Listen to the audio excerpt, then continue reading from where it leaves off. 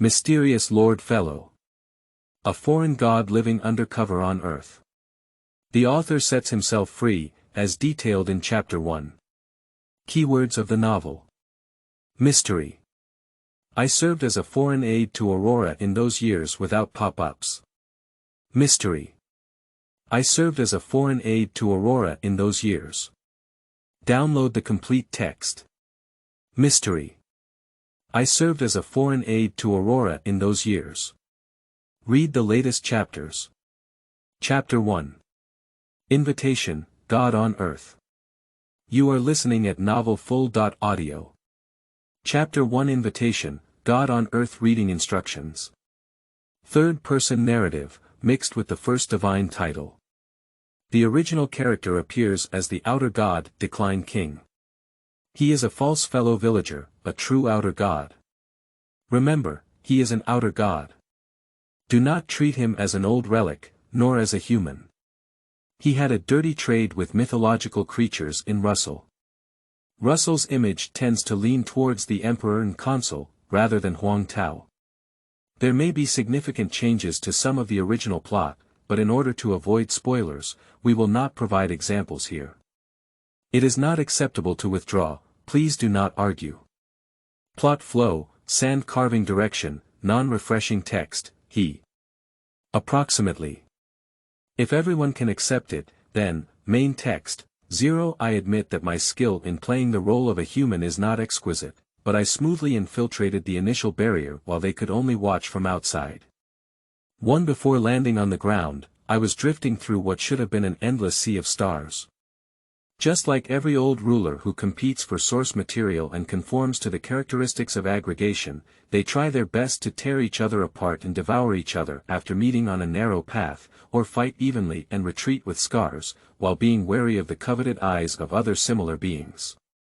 This is just a normal way of existence for external gods, and those who cannot adapt have long become the food in the belly of other gods and the remains drifting between planets.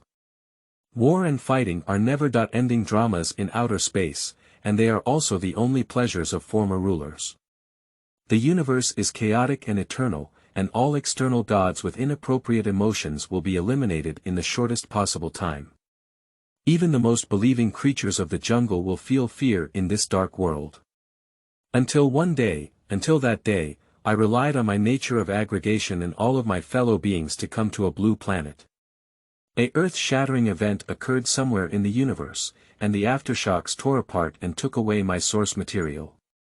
When I arrived at the scene covered in dust, I found 2 chaotic pillars fighting against each other behind the barrier. One of the parties involved in the melee with us is called Fuxing Xianhuang Tianzuan. At that time, bugs and fools flew together, pollution and chatter were mixed, and the light of a supernova explosion illuminated the long-extinguished sun in this galaxy for a moment. Then, I lost and was forcibly torn off half of the source material. After an instant of light, the despicable Fuxing Xianhuang Tianzuan died.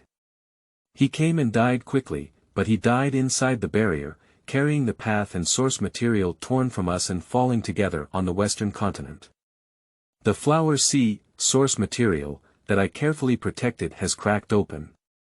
Thanks to my sensitive sense of authority towards falling, I retreated at the right time, thus protecting the remaining half of my source material and also preserving my precarious old position and life. And then, due to the heavy losses, the crazed peers surrounded the barrier, cursing and cursing day and night, expressing their hatred to the fullest, more than killing each other, as if they had found a new way of entertainment. 2 Apart from the broken limbs and the almost vomited uniqueness, I am not completely without gains. In his kingdom and source, one of the countless hands that I had been cut off successfully grabbed something and returned. Those are obscure languages and knowledge from civilizations that no longer exist, and a glowing cocoon that envelopes the soul of a carbon-based organism. I ate them and threw these tiny things like dust into the corner of my mind, which may not even be visible once in 10,000 years. Then I joined the ranks of watching the creatures within the barrier, watching them develop, recuperate, and fight against each other, yet never giving birth to a true civilization. After a long time, the sun rose up, and ignorance and cruelty melted like ice and snow in the light. The original laws and rituals reappeared on this land from the past. Watching this round of false and real sun that no one else can beat in the presence of the outer gods, I fell into a brief and profound contemplation. To retrieve the source material, one needs to enter Earth.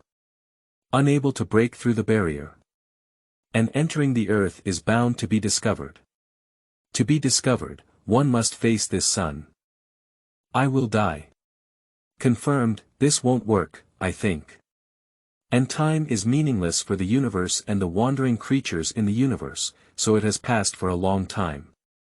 Look, look. The gods were laughing and cheering, celebrating the end of that god. I didn't understand what it was to celebrate for them who were blocked outside the barrier. But, yes, the sun has set and fallen into the dust. This is my favorite scene, and I also saw the wind and waves become grand, with a fiery and pale light source rising into the sky, and a towering white tower rising from the ground. The sun has been occupied by a new god and has not changed much. The sun did indeed fall, but the pillar was not so easy to die. Just like the succession of dynasties, when the sun sets and the moon rises, returning to the sky after the fall is a unique honor for the sun. It is undeniable that at this moment, I did have the idea of taking advantage of the opportunity to enter, but the three new gods born from that banquet were not decorations, so I cautiously took the upper hand and did not take any action. In the end, I came up with an idea.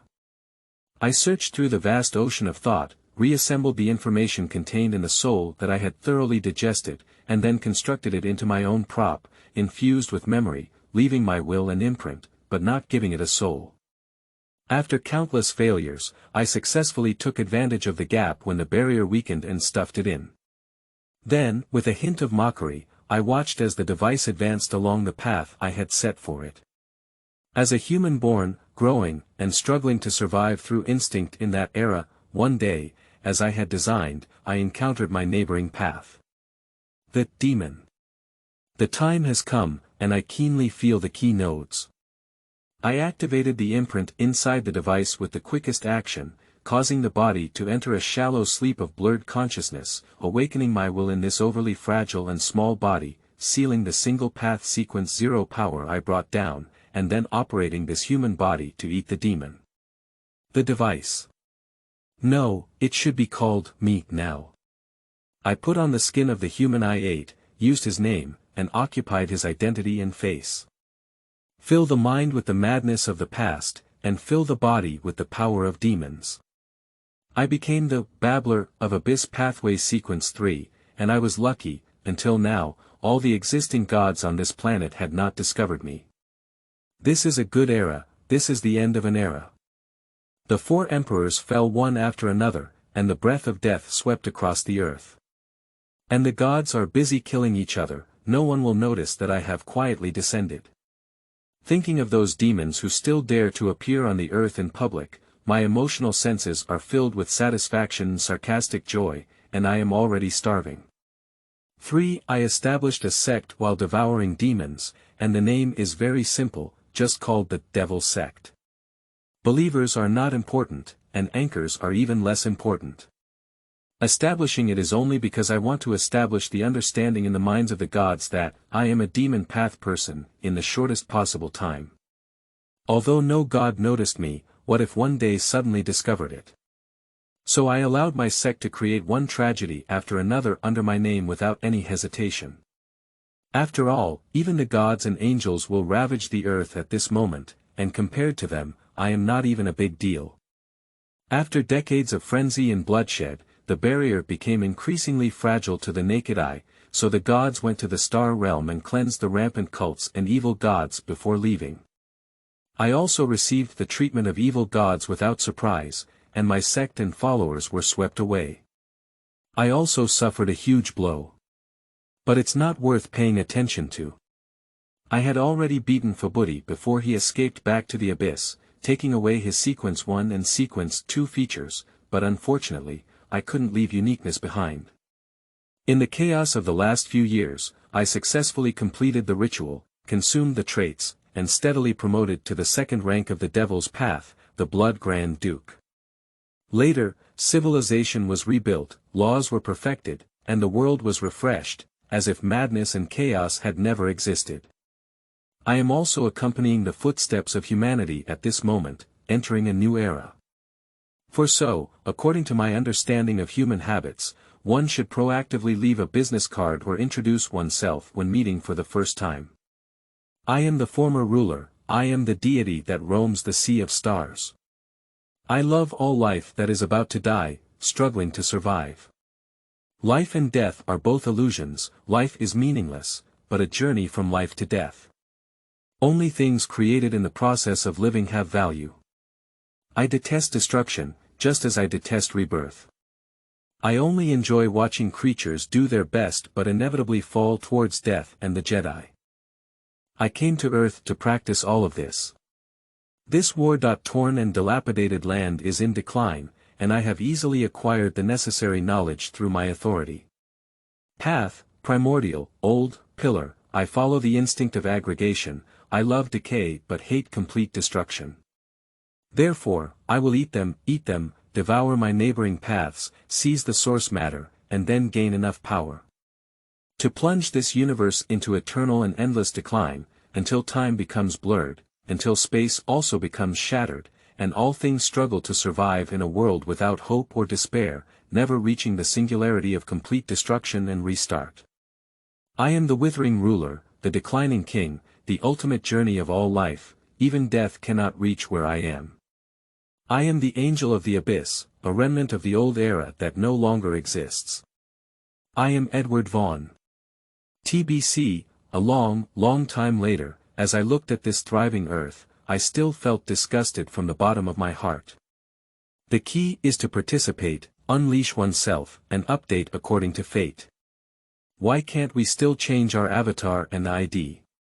End of this chapter. Chapter 2. You are listening at novelfull.audio. Chapter 2:5. A human once said that ideals and reality are always vastly different. It has been over 1,000 years since I stepped on the ground with both feet, and the seventh deity has arrived on the throne.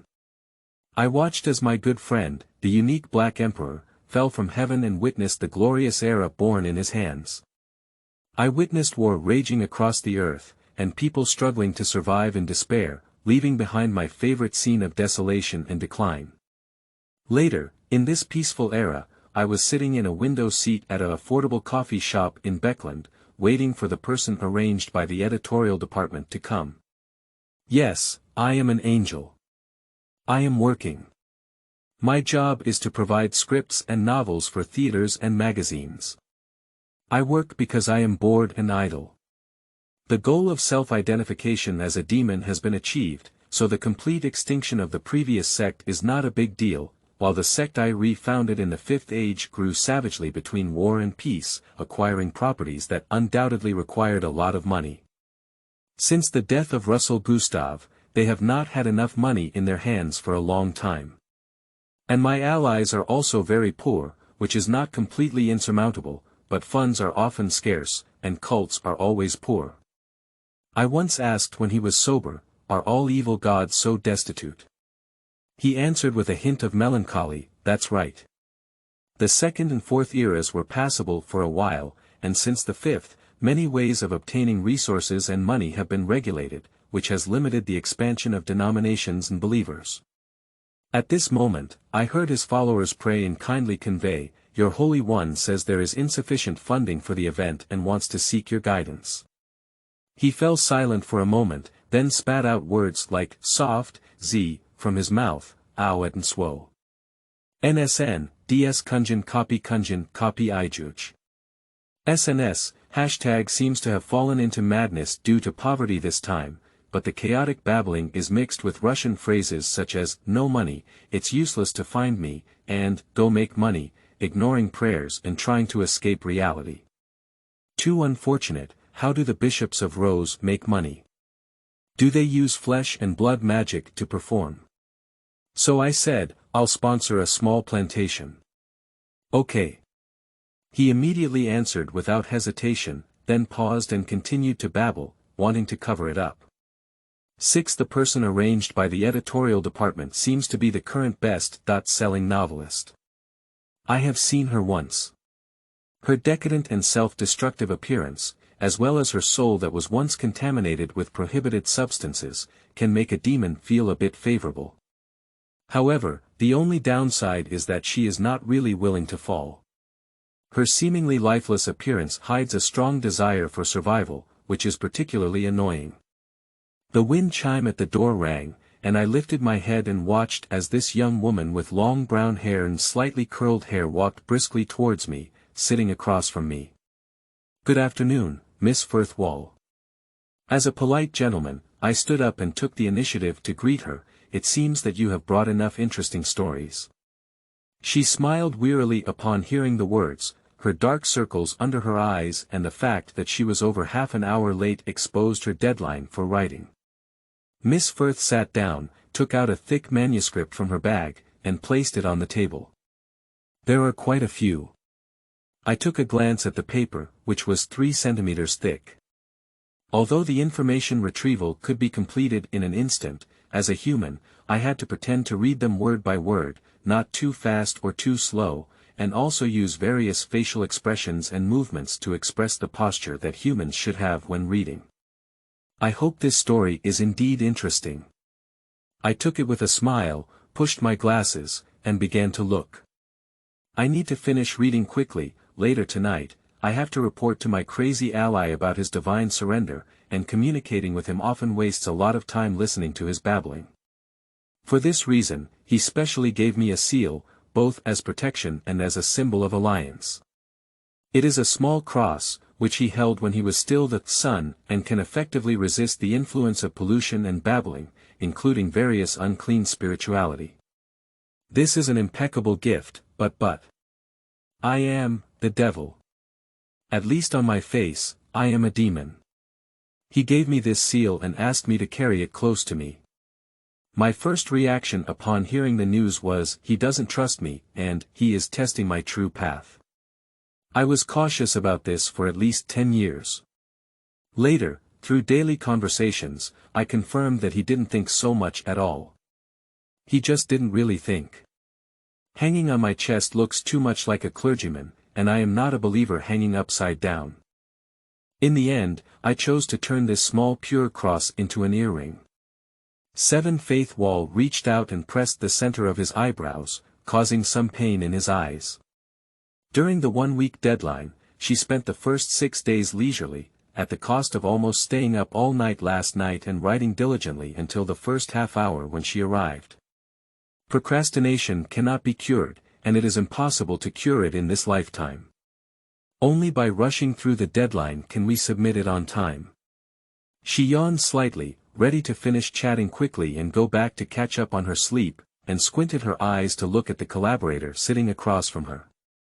Mr. Edward Vaughan is a writer with some fame in Beckland, often commissioned to write operas and occasionally required to write novellas.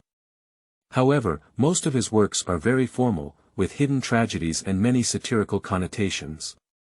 In his early years, he was very popular, but now people mostly yearn for light and lively comedy operas or more entertaining plays. His audience is often only a few equally serious academic scholars and rigid gentlemen. I'm not sure if I can collaborate with such a conservative, serious senior. The female writer who is best at using romance novels to catch people's attention grabbed her hair. Sigh, but this collaboration on the script pays well. If it ends smoothly, I can plan my New Year's travel plan for the end of this year, and maybe even take you with me, Miss Wall. The other party's soft call interrupted her wild thoughts. Miss Wall. Foci was taken aback, looked up, and found that the other party was staring at him. Those eyes were pitch black, flickering with a dim light behind the lenses, like a void. The dark iris almost fused with the pupils, making it difficult to distinguish. Yes, she felt a bit cramped. What's wrong? According to your plot, the male protagonist died a tragic death while the female protagonist was deeply in love with each other. She was deeply saddened and determined to seek revenge for her lover. Mr. Edward helped his glasses and spread a page of manuscript on the table, reading it very seriously. But the poor female protagonist's abilities were limited, and it was their friend who came to help to catch the murderer in the end. Miss Wall, I remember the editorial department's request was a comedy. It's indeed a comedy, Forsyth sat up in embarrassment. With her help, that friend caught the murderer and gave him the punishment he deserved. Isn't this a comedy? Ah, I'm sorry, it's my first time participating in drama creation, and maybe there was a misunderstanding from your understanding. Young lady, this ending can't be considered a comedy. Mr. Edward Vaughn commented. Lacking tension and explosive power. Since revenge is to be sought, why can't this poor lady personally strike her enemies? Although she is weak, she is not weak, and the power of hatred and love will make her incredibly powerful. If she succeeds, everyone will applaud her beautiful appearance bathed in the blood of her enemies, shedding tears of joy. If she dies for this, it will be a touching tragedy. The plot of The Return of the Earl, where the weak triumphs over the strong and justice seeks revenge, is the favorite of the audience. I believe you have watched The Earl Returns, and I really like it, a famous play by Emperor Russell the Great. You're right, thought for a moment. It's my first time trying scriptwriting and I forgot the difference between novels and dramas, so I'm not bold enough. I'll go back and make changes. Do you have any other suggestions? No, miss. Your writing style is excellent, but it's only because of caution and conservatism that the plot dragged it down. The middle-aged gentleman with dark brown hair wore a gentle smile on his face, which made him involuntarily relax. He wanted to get closer, so he neatly organized the manuscript and handed it back to Forsyth. I'm really looking forward to the final outcome of our cooperation. If this script is successfully purchased by the theater, I can get at least 30% of the profit, which is nearly £100. Great, it seems that this year's New Year's trip has made some progress. Not only can you take a break, but there may also be some surplus. Of course, the most important thing is to quickly go back to sleep. Forsyth was overjoyed and immediately replied, Thank you, Mr. Vaughn. 8. You are the essence of withering. You are the great existence behind the shadow curtain, you are the monarch from the dark land. Amidst the layers of prayers, a voice overwhelmed them. Edward calmly stirred the coffee at hand, added a piece of sugar and a spoonful of milk, and lifted it to his mouth to take a light sip. Pure black eyes looked at the street outside the glass wall, reflecting the crowds passing by like a mirror. After Forsyth left, he stayed here without leaving, enjoying the afternoon city scenery while drinking coffee, waiting for the call of his allies. You are the kind Edward Vaughn who gazes at the eyes of living beings. Edward turned his head to look at the source of the prayer from afar. I saw a person standing quietly in the shadows of the almost dimly lit room, bowing their head to pray. Judging from his size, he is a male with a long strand of hair sliding down from the corner of the hood that covers his face. His face, which only shows a slight outline, looks soft and eerie, similar to that of a woman. This is an acquaintance, and there are many crazy followers under his allies, and he will definitely be able to rank high. Mr. A felt the gaze from afar and continued to pray without changing his expression, Dear Your Highness, the Angel of the Abyss, our Lord has just issued an oracle. Time has come, and we invite you to his sanctuary for a conversation. Edward nodded and responded, I understand. The scene of extinguishing the prayer, he silently recited the name of the true Creator in his heart, and then felt a roar of chaotic babbling in his ear. A strand of consciousness was accurately positioned by the ally through an extremely distant distance, and then captured. Opening his eyes again, he had already stood in the deepest shadow of the divine kingdom, with constantly wriggling flesh and severed limbs on the floor beneath his feet, piled up with fragmented human bodies and corroded bones. On the distant peak stood a higher inverted cross, and the evil god hanging upside down was covered in bloodstains. A blood-red vertical eye rotated up and down for a few seconds before staring fixedly at him. Good afternoon, ally. Edward, accustomed to it, used his black cane of unknown material to pull away the flesh and blood tentacles that were trying to wrap around his legs and feet. He still wore a gentle smile on his face and said, "You look in good condition now." The voice of the true Creator roared, flesh and blood knelt down, and the remains trembled. "What's the situation?" "It's going very smoothly," Edward said. "The seeds have been planted, and the mother's emotions are stable, but the helper is not calm and there are some traces of twisted fate. I will continue to help you keep an eye on everything." 9. By the way, I said after the detailed intelligence exchange, while you're in good shape, would you like to taste the cake of my new learning? Upon hearing this, the red eyeballs of the true Creator shook violently. Before I could say anything more, he was thrown out along with the space where I was standing. I didn't even have time to say a few more sales words. It's really a great way to end the conversation. I'll use it again next time.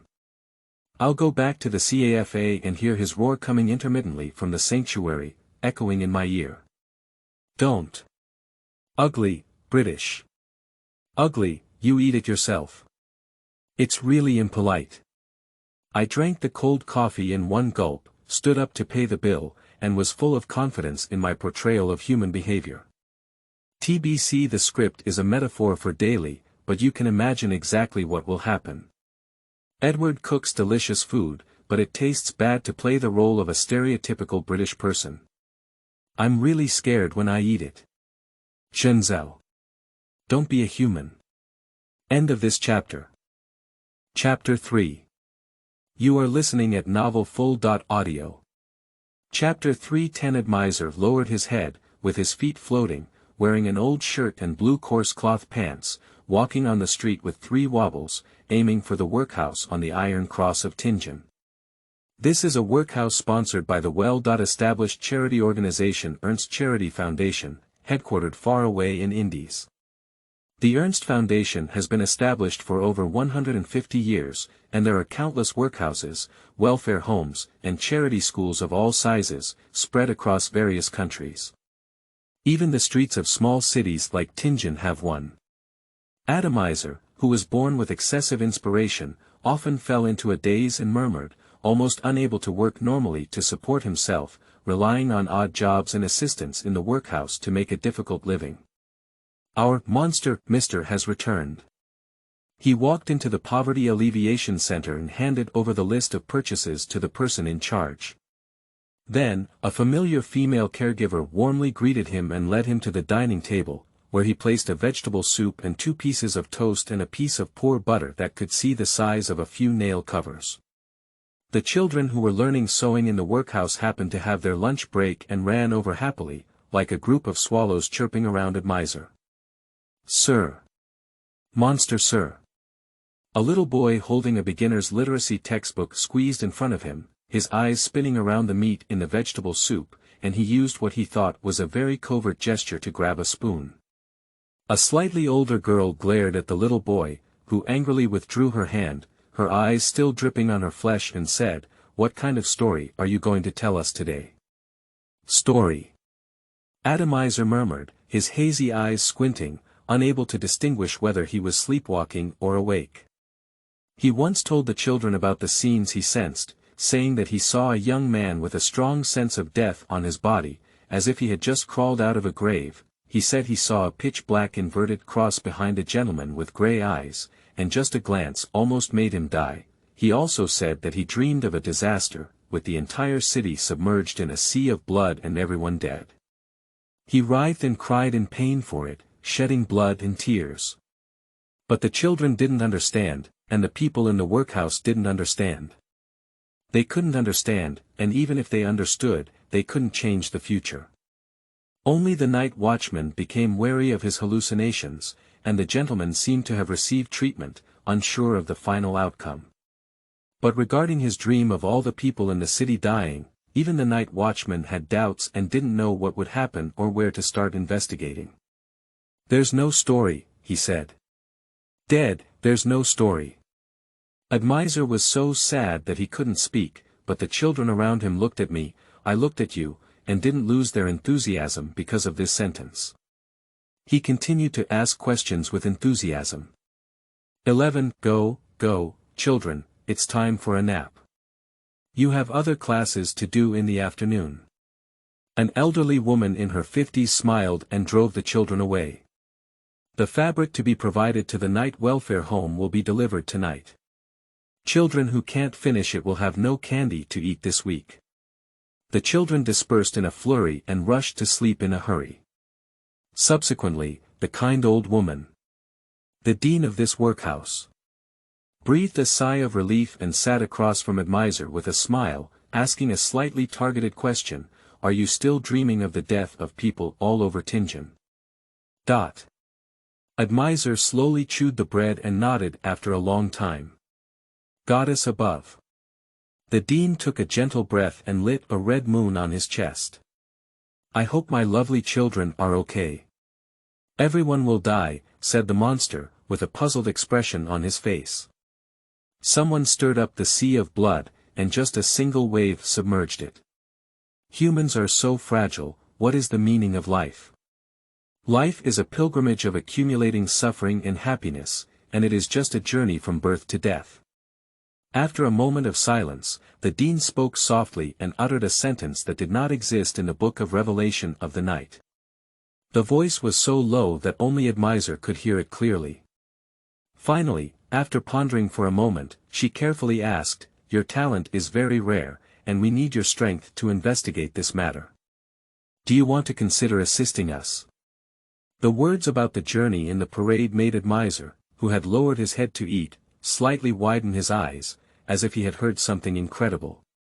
He swallowed the soup, and the hot temperature that slid down his throat made him wake up a bit. A strange river surrounded his consciousness, rushing forward. He felt his mind wandering again, and the gentle and compassionate dean across from him looked at him with concern. He couldn't help but mutter, "It's almost here." 12 As an external deity, I am well aware of the tragic thick barrier between humans and myself, stemming from the vastly different levels of life. I stared at that small town, without the protection of demigod-level powerhouses or strong enough seals, and I couldn't think of any reason for failure.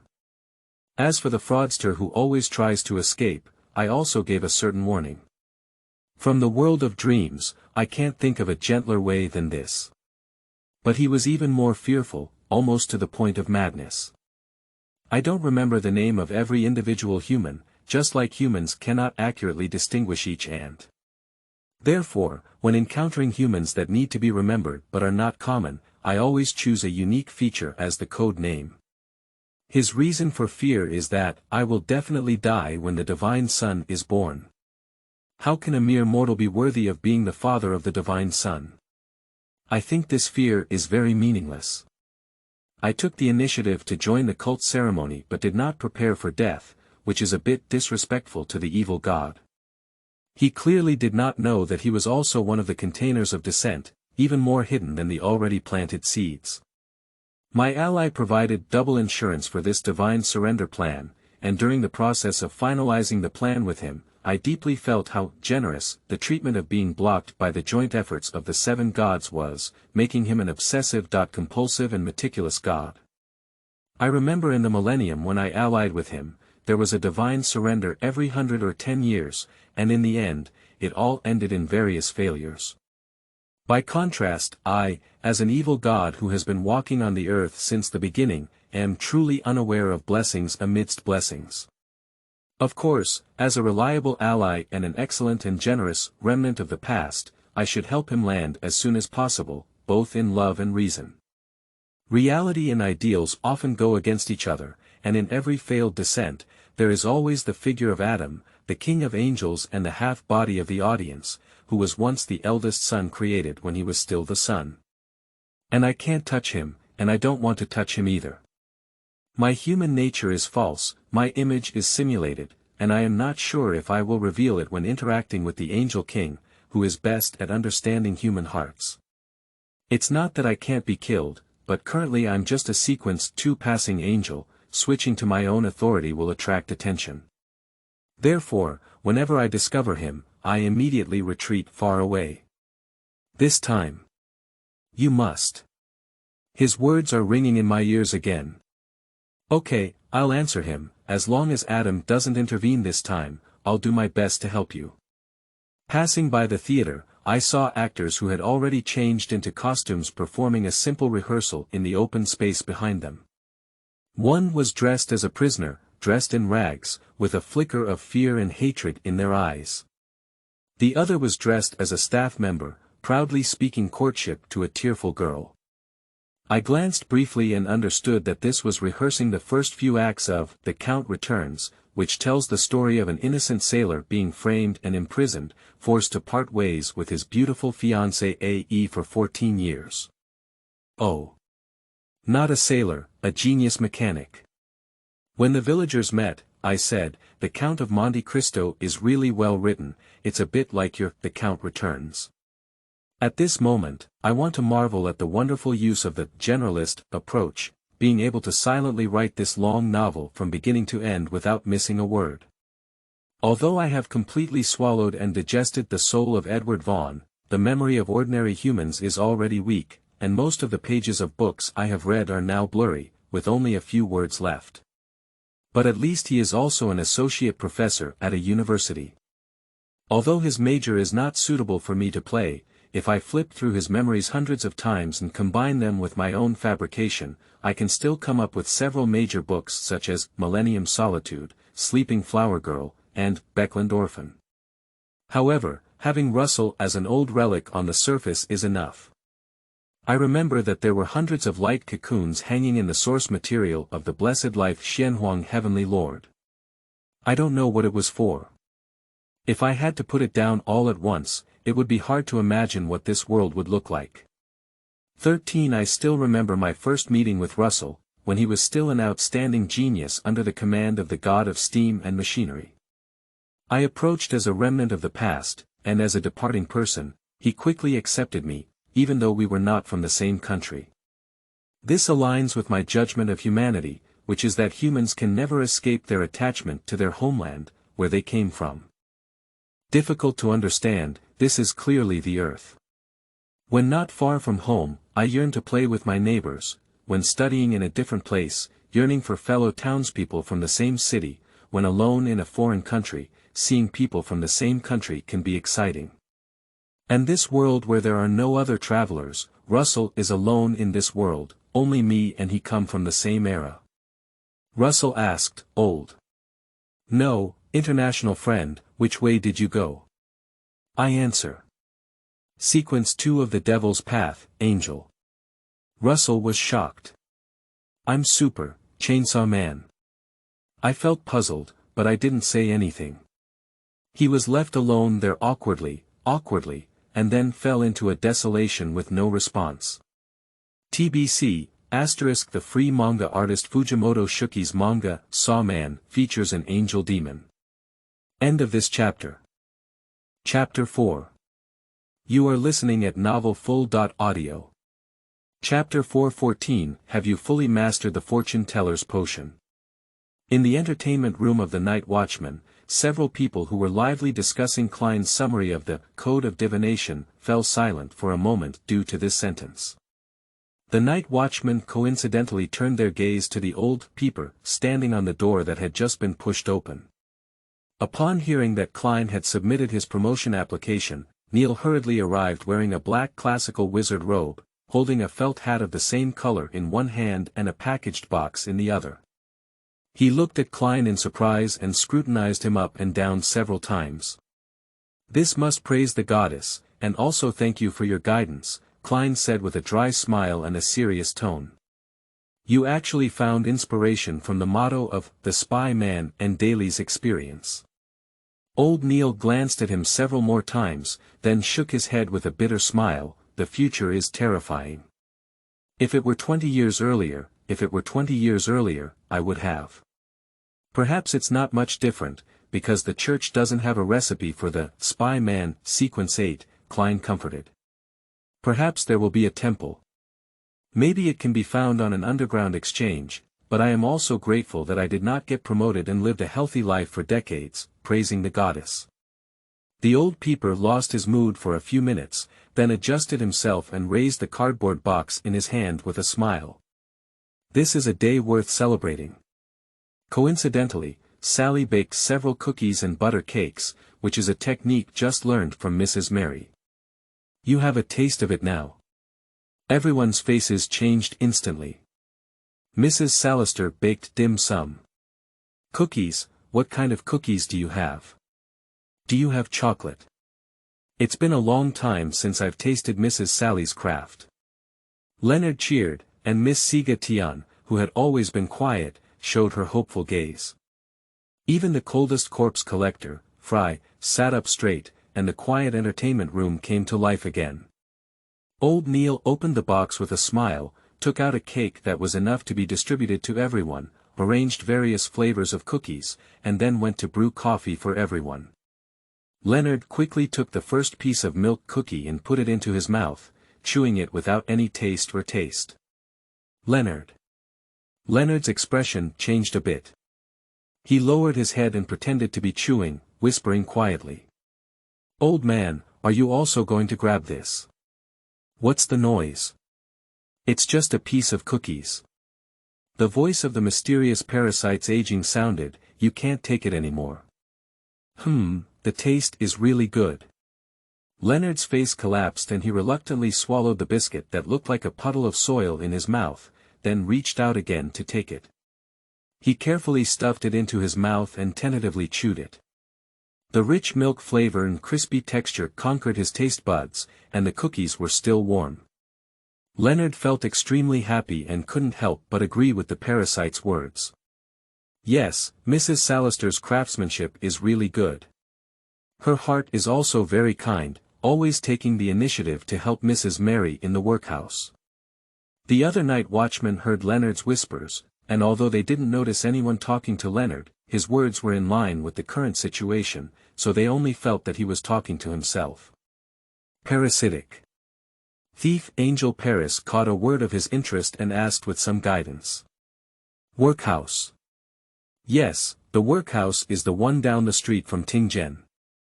Leonard did not suspect him and saw old Neil start distributing tea and coffee. He quickly raised his hand and ordered a cup. It was said that Mrs. Salister had been involved in an extraordinary event and almost died unexpectedly. Fortunately, she received treatment from the director of the workhouse at that time and managed to hold on until the night watchman came to rescue her. Mrs. Sally always worried that old Neil would be in danger for this, but fortunately old Neil had always been in Sequence 9 and had little combat power. He was basically a safe civilian. Is it sponsored by the Ernst Charity Foundation? Paris pondered, how much do you know about this foundation? Ah. Isn't this just an old-fashioned foundation that has been established for over 100 years?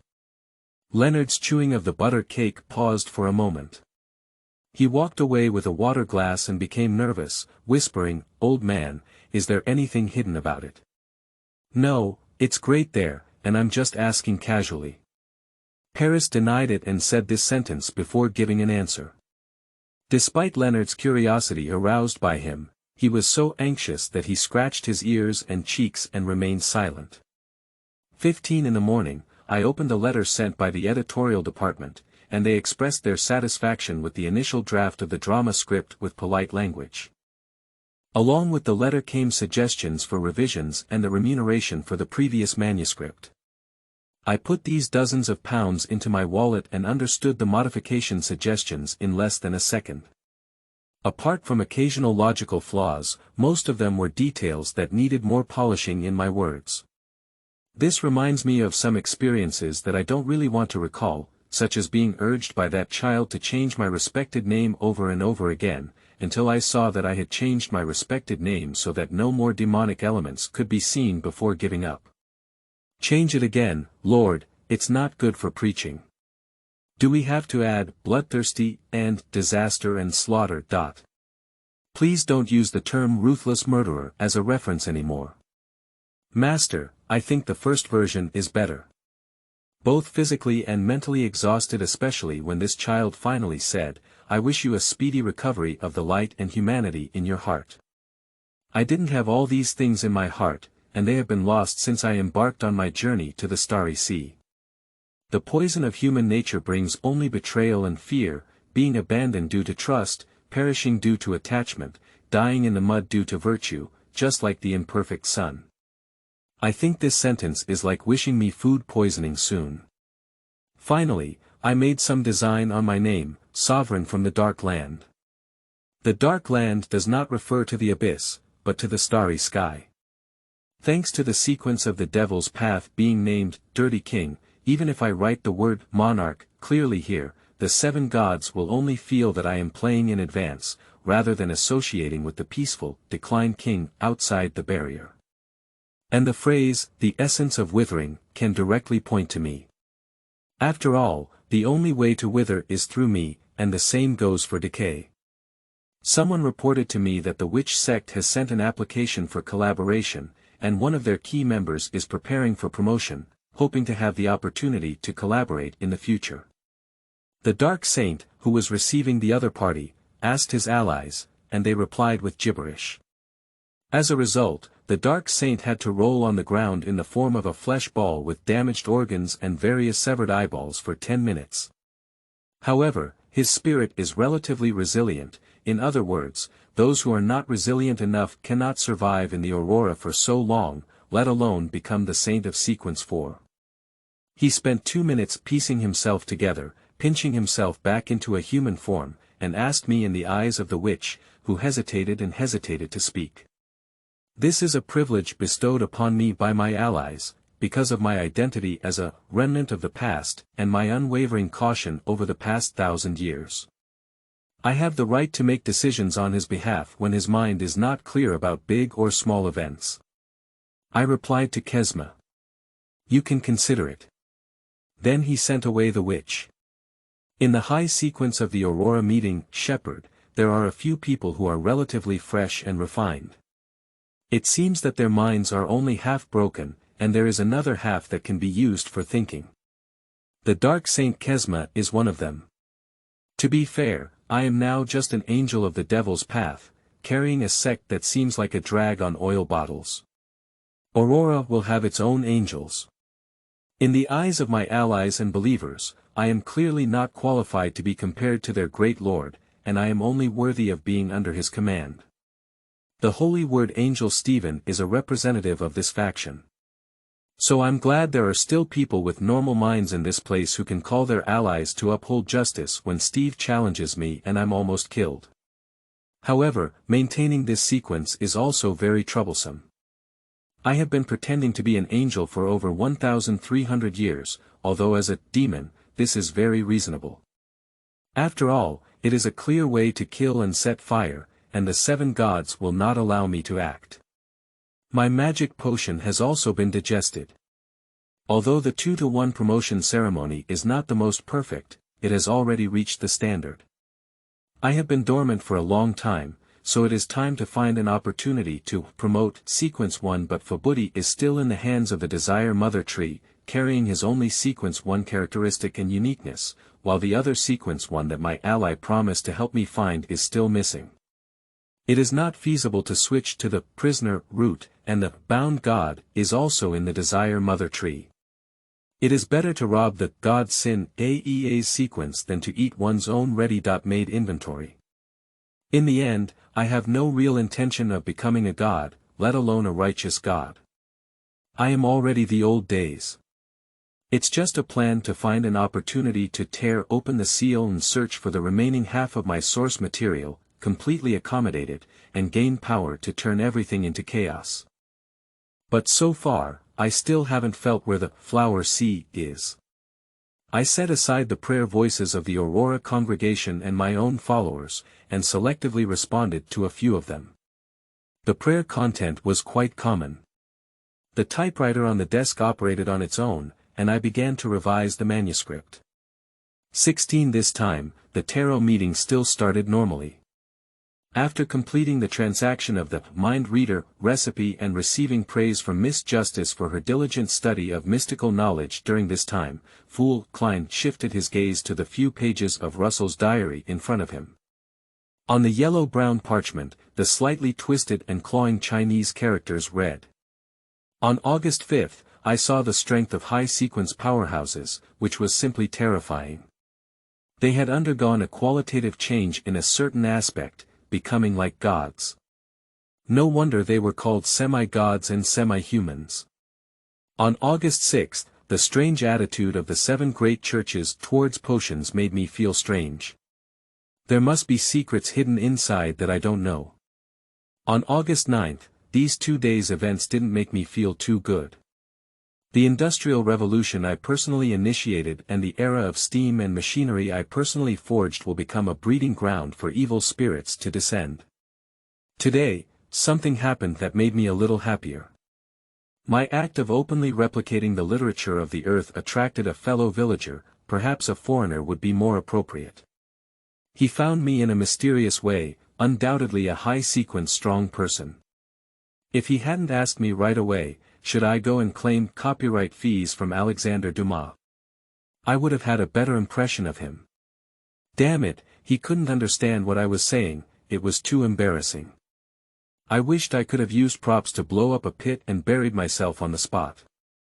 Reproducing, Klein almost burst into laughter. It seems that Emperor Russell, the scribe, still has a bit of shame. It's completely imaginable how awkward the scene was at that time.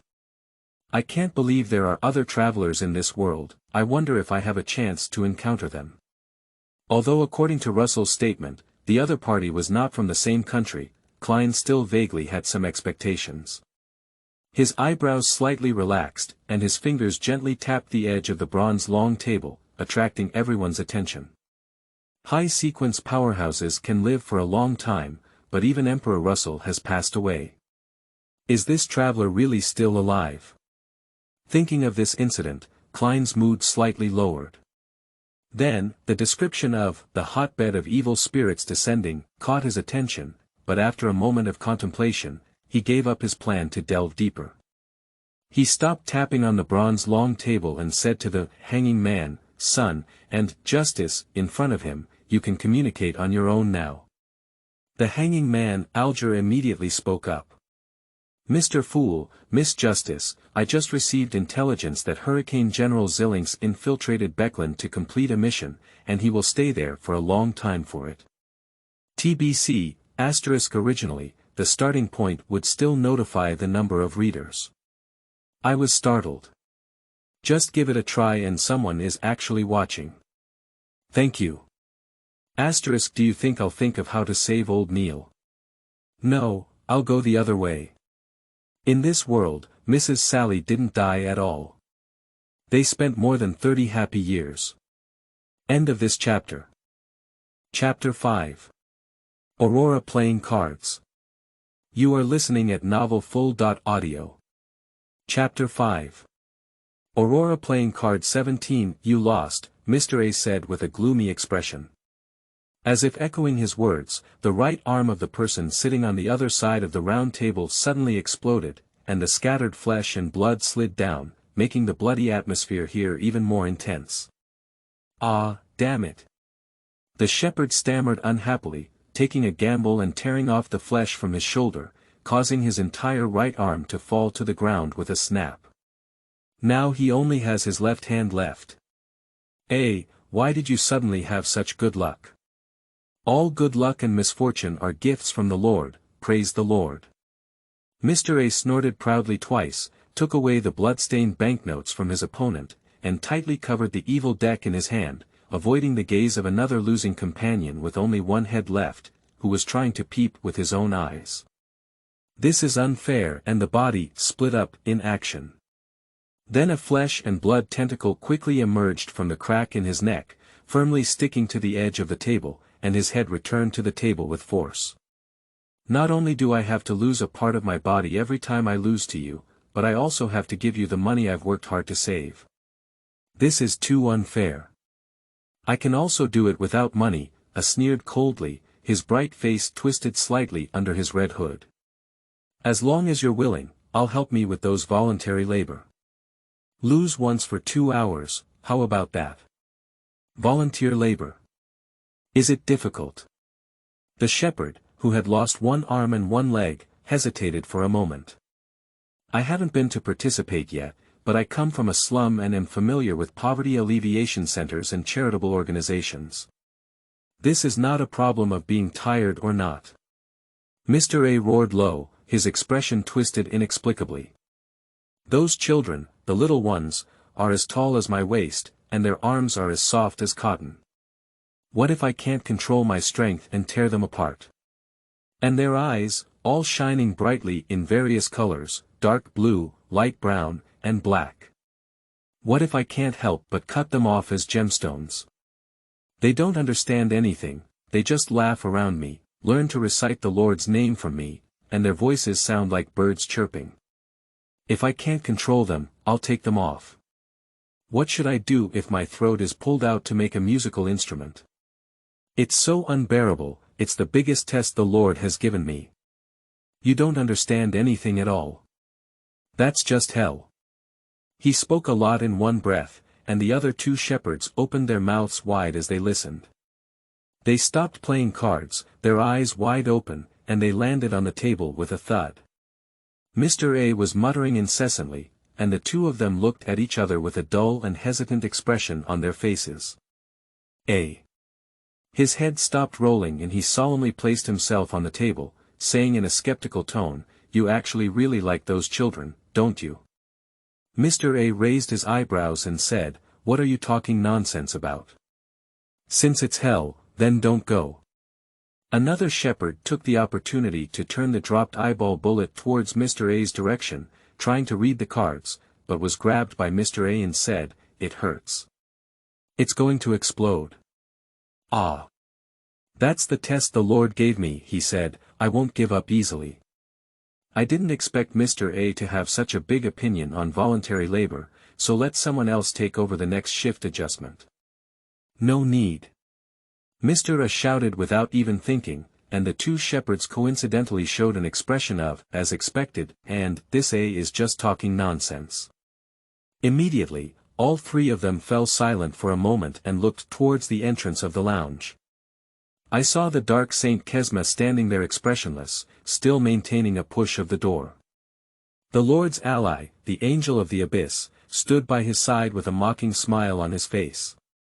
The inquiry he had just made was from him. Seeing the three of them looking over, he walked slowly to the table, approaching silently like a dark shadow. "You actually really like those kids, don't you?" Edward's voice had a subtle hint of narrow-minded laughter. "Those cute little lambs, pitiful children bathed in the gaze of allies." Under the gaze of the angel on the ground, Mr. A dared not do it again. He avoided the other person's gaze, gritted his lips, and hesitated for a long time. "Yes, because they are the lambs of the Lord." Edward chuckled lightly and nodded, "I understand. This month's charity school's voluntary labor is still arranged for you, and you have gained more experience." After that, he turned his head to look at Kesma, who was observing his eyes, nose, and heart, and had been looking at his toes without saying a word. "Is that okay?" "Sure." Kesma finally forced a smile on her face, and then quickly restrained. "What are you still doing here? Is today's mass over, and you're actually playing cards here to entertain yourself? Hurry up and leave, go reflect and pray. There are still tasks to do afterwards." The three shepherds quickly stood up, but their flesh and blood magic was suppressed in front of strong opponents in the same sequence. They had to frantically distinguish which piece of meat belonged to them and which bone belonged to which part from the ground in panic, and then assemble themselves into a complete human body like three pieces of three-dimensional puzzle that were not suitable for children. 18. You're laughing, Your Highness Vaughn. Kesma walked over and lowered his head slightly. "Are you also scheduled to have your funeral on that day this year?" Edward nodded and said, "Yes, everything is as usual. The offerings are ready and you can check them at any time." Kesma took a deep breath, sweat oozing from his head. "But as for the blood sacrifice offered to you, we haven't caught enough this year." "Well, it's like this again this year. The Abyss Angel didn't show any displeasure. I can understand that the church and military won't always allow you to arrest people, even death row inmates. What are you going to do?" "We have decided to increase our efforts to search for the sacrificial items that satisfy you." If we are unable to gather them all, we will choose to arrest people from the Eastern District. Kesma has also handled it skillfully, but those sacrificial items are often only of the level of killing, arson, and petty theft, and the quality does not meet your requirements. We can only compensate with quantity, and you do not accept pure souls. An overly rich vitality will make me nauseous, and a pure white soul can only make me nauseous. Edward sighed regretfully, I am not blessed to accept it. Give those to my dear allies. I still prefer souls that have committed heinous crimes and humans that have fallen to no moral bottom line. Follow your wishes. The dark saint felt at ease and whispered a few words to the 3 shepherds who were still piecing together their flesh and blood on the ground, urging them to clean up this place and leave quickly. Do you have a candidate in your mind for the host of this sacrifice? Host. Edward Vaughan showed a thoughtful expression and spoke calmly. Richard found an excuse to stay in Indies, and he doesn't plan to manage the Aurora's worship for me this year. He just wants to be responsible for the internal worship within the sect. Last time you arranged for the Black Saint, let's keep it the same. The Black Saint is responsible for leading the pilgrimage in the second half of this year, and it has been more than half a month since we set off, so we probably won't be able to make it back. Kesma reported truthfully, the person in charge should be the secret saint or me, and I will inform you in a timely manner. After discussing the relevant matters, the dark saint politely withdrew. The 3 shepherds had already packed up and left quietly. The small resting room was quiet and dim, with even the sound of breathing clearly audible. The tall square window cast a beam of pale sunlight, revealing a similarly hazy and dim sky. From afar, an unknown bird cry could be heard. Edward stood quietly for a few seconds, then dragged a chair and sat down, placing his cane on the table, silently reciting the name of the true Creator. The Lord who creates everything, the Lord behind the shadow curtain. The fallen nature of all living beings. So a certain aura silently descended, and dark red blood spread from the dark corners, like deformed hands, bypassing the chair where Edward was sitting, and then devouring the walls, tables, and chairs as they advanced, turning this not-so-spacious lounge into some living thing constructed by wriggling flesh and blood. On the ground, there were large, bloody mouths that cracked open, constantly revealing seductive and decadent babbling. Blood and flesh slid on the wall, suddenly opening a blood-red vertical eye. Good evening, ally, nice to see you thinking. Edward broke free from his state of prayer and sat there in a comfortable position. He looked at the huge eyes that occupied the entire wall, as if not facing an indescribable terrifying presence, but leisurely sitting on the night square to rest. I expect to be promoted to Series 1 this year. Have you found the characteristics of that abandoned Series 1? The blood-red eyeballs rolled and the opposite wall turned into a bloody opening. The moon. The moon. Believers of the primordial moon. Those defeated soldiers actually have the ability to collect a sequence of demons. Edward pondered for a moment. I need you to cover it up for me then to avoid any unexpected situations. Blood Red blinked his vertical eyes and opened his mouth, saying, Ritual. That's right, I slaughtered and sacrificed an angel 9 times. I completed 5 battles and also swallowed the angels of the Eternal Sun Church. My dear friend Russell made a huge contribution to my digestion progress, thank him. Unfortunately, he has now blocked my prayer and cannot hear my praise. He said, although I haven't had the opportunity to digest the potion since then, I have been in a stable state for over 100 years, and I have more than 70% confidence in my promotion success. Okay, the true Creator responded. I have a premonition that my promotion will not go unnoticed, Edward said. After the promotion is successful, I plan to go back to Indies and see what my independent believer is doing. At that time, the school and hospital here in Rouen will be taken care of by your subordinates. Okay. Remember to arrange more people to help, the shepherds are all free volunteers and doctors. Edward thought for a moment and couldn't help but remind, prepare the oracle first, don't start preaching in the local area again. Attracting followers of the righteous God is a small matter, damaging facilities and buildings is a big matter, don't worry. Otherwise, I will sacrifice the ledger to you. The true creator fell silent for a moment, and in the blink of an eye, all flesh and shadow receded. He quickly left this small resting room. TBC, the transition chapter of harmonious and beautiful daily life within the Aurora society. The ritual of the 2-to-1 demon path was fabricated by me based on the original work ding, updated persona. Edward's definition of friend is someone who helps and kills each other, trusts and suspects each other, moves forward together, and finally uses death to please him. End of this chapter. Chapter 6. You are listening at novelfull.audio. Chapter 6:19 Lost Contact. The team responsible for divine surrender sent to Tingen has lost contact. When I received this news, I was staying in the underground church of the Aurora's stronghold in Beckland. Except for occasional prayers where one or two people suddenly explode into pieces, this place is quiet enough for me to create text. The listener knelt down to report to me, trembling violently as if about to collapse into a pool of flesh and blood in front of me.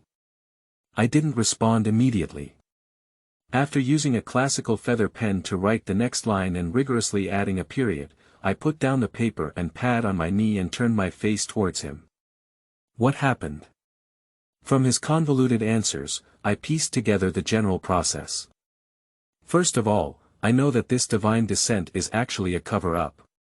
The requirement for using human women as the mother to conceive the offspring container of the god is extremely high, and it is very difficult to complete the ceremony. So the divine son is actually a smoke bomb, and the real container is the members responsible for the ceremony. Although they know nothing, they will definitely feel extremely honored for it, so none of us explicitly stated it. Of course, for me, smoke bombs and backhand are the same. It would be best if the divine son could come and succeed at once. But now, the problem has arisen. The two members who carried out this ceremony are missing and have not received a reply for 3 days. It is likely that they have indeed died. It is unreasonable that Z, who is responsible for this matter, has not sent a report or requested assistance so far. This is also my dereliction of duty. Strangely, I should have been watching there all along, but I don't know when I withdrew my gaze because I felt that this divine descent could not have failed. Why? What is affecting me? I recited the revered names of my allies, listened attentively, and the chaotic words rushed into my mind with knowledge of the danger of corruption that could instantly explode in low sequences beyond the reach of ordinary people and shepherds. I skillfully isolated them and threw them into the filthy abyss of my consciousness. Remembering the traces of twisted destiny, I pondered and confirmed that there was really something remarkable hidden in that small town. Based on past experiences of divine failures, it is highly likely that this thing was Adam. I understand, please step down. After a moment of silence, I said to the still trembling listener, go tell the manager of the seal that I want to retrieve an extraordinary item from the apprentice pathway, at least sequence 5:20. About 10 minutes later, I received the seal I wanted. An item that meets my requirements and corresponds to the traveler sequence, presented in the form of an emerald ring. Without the characteristic of being alive, it can carry out teleportation with very short intervals.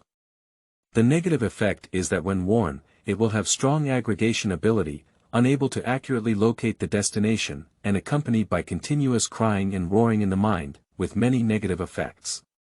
The cry of blood, the yearning for reunion. I knew in my heart that this was probably a petition brought together by the Holy Secrets or Mr. X when they surrendered, from the Abraham family who had been betrayed by them. Abraham. I remember that Mr. Men is still in the hands of the Mother God. And Russell, although I have quietly polluted him, the little pollution I hide is difficult to surpass the fallen Mother God who has never been restrained. Watching Roselle being swallowed by the red moon, I can only sigh with joy. I subtly hinted to him about the coordinates of my body, suggesting that he was going there, but this guy always didn't play cards according to common sense and ran straight towards the moon, becoming a prop in someone else's hand. If it falls into my hands, I will at most fall into eternal numbness and chaos. The Mother God is not as kind-hearted as I am. Okay. So now let's go to Tingen and see the situation. I put the ring on my hand, infused with spirituality. Indeed, I couldn't imagine the destination clearly in my mind. So I randomly chose a direction, opened a blue door in the air, and stepped in with my foot raised. My view suddenly changed, and I arrived at a relatively narrow street surrounded by low houses.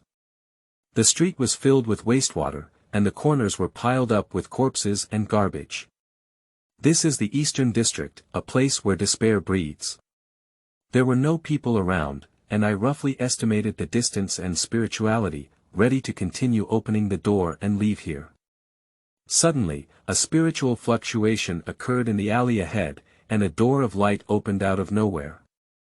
A familiar figure rushed out in panic. "What's going on?" Miss Firthwall exclaimed in despair, "We're still in the East End, why are we only 2 streets apart?" There was also a petite woman who came out of the door with her. She held a triangular thorn in her hand, looked in a certain direction, and then, as if struck by lightning, her whole body trembled and stared fixedly in that direction.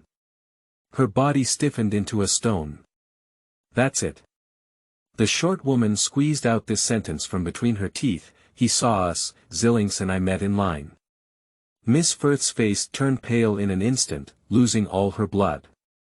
She looked at a bracelet on her wrist with only 2 stones left, and reached out to pull it. Then she saw me. Her expression flashed with shock, fear, and struggle, and she blurted out, "Why are you here?" This aggregation also came too quickly. My gaze swept over the bracelet on her wrist, and I knew it clearly in my heart. Then, like an ordinary person who happened to pass by and knew nothing about the impending danger, he smiled and asked, "Good afternoon, Miss Wall, and that unknown lady. I'm collecting inspiration in the East End. Can I invite you to have afternoon tea together?" 20.1 Foltha's pupils instantly narrowed to the size of a needle, and she didn't have time to explain. How could she explain the terror of the extraordinary world to a normal and calm old-fashioned gentleman? She gritted her teeth and pulled off one of the last 2 stones from the bracelet, shouting, "Come over. Please believe me, Mr. Vaughn," she said at the fastest pace of her life, "I'll explain it to you later. Now, follow us." From the puzzled expression on his face, it seemed that Mr. Edward was still in good condition, but he still walked quickly towards them. The distance between them was only 4 or 5 meters, and an adult could walk a few steps to get there. Without worrying about the last stone left, Forsyth raced against time to open the door. However, at this moment, Hugh, who was already extremely nervous next to her, suddenly exclaimed and turned around, pushing her towards the door that was not yet fully formed. "You go first." The expression on the small arbitrator's face was as resolute as Faith had never seen before. "Zillings has already arrived." Firth widened her eyes in disbelief and looked up at the sky, only realizing that Edward, who was only 2 steps away from them, also looked up in that direction.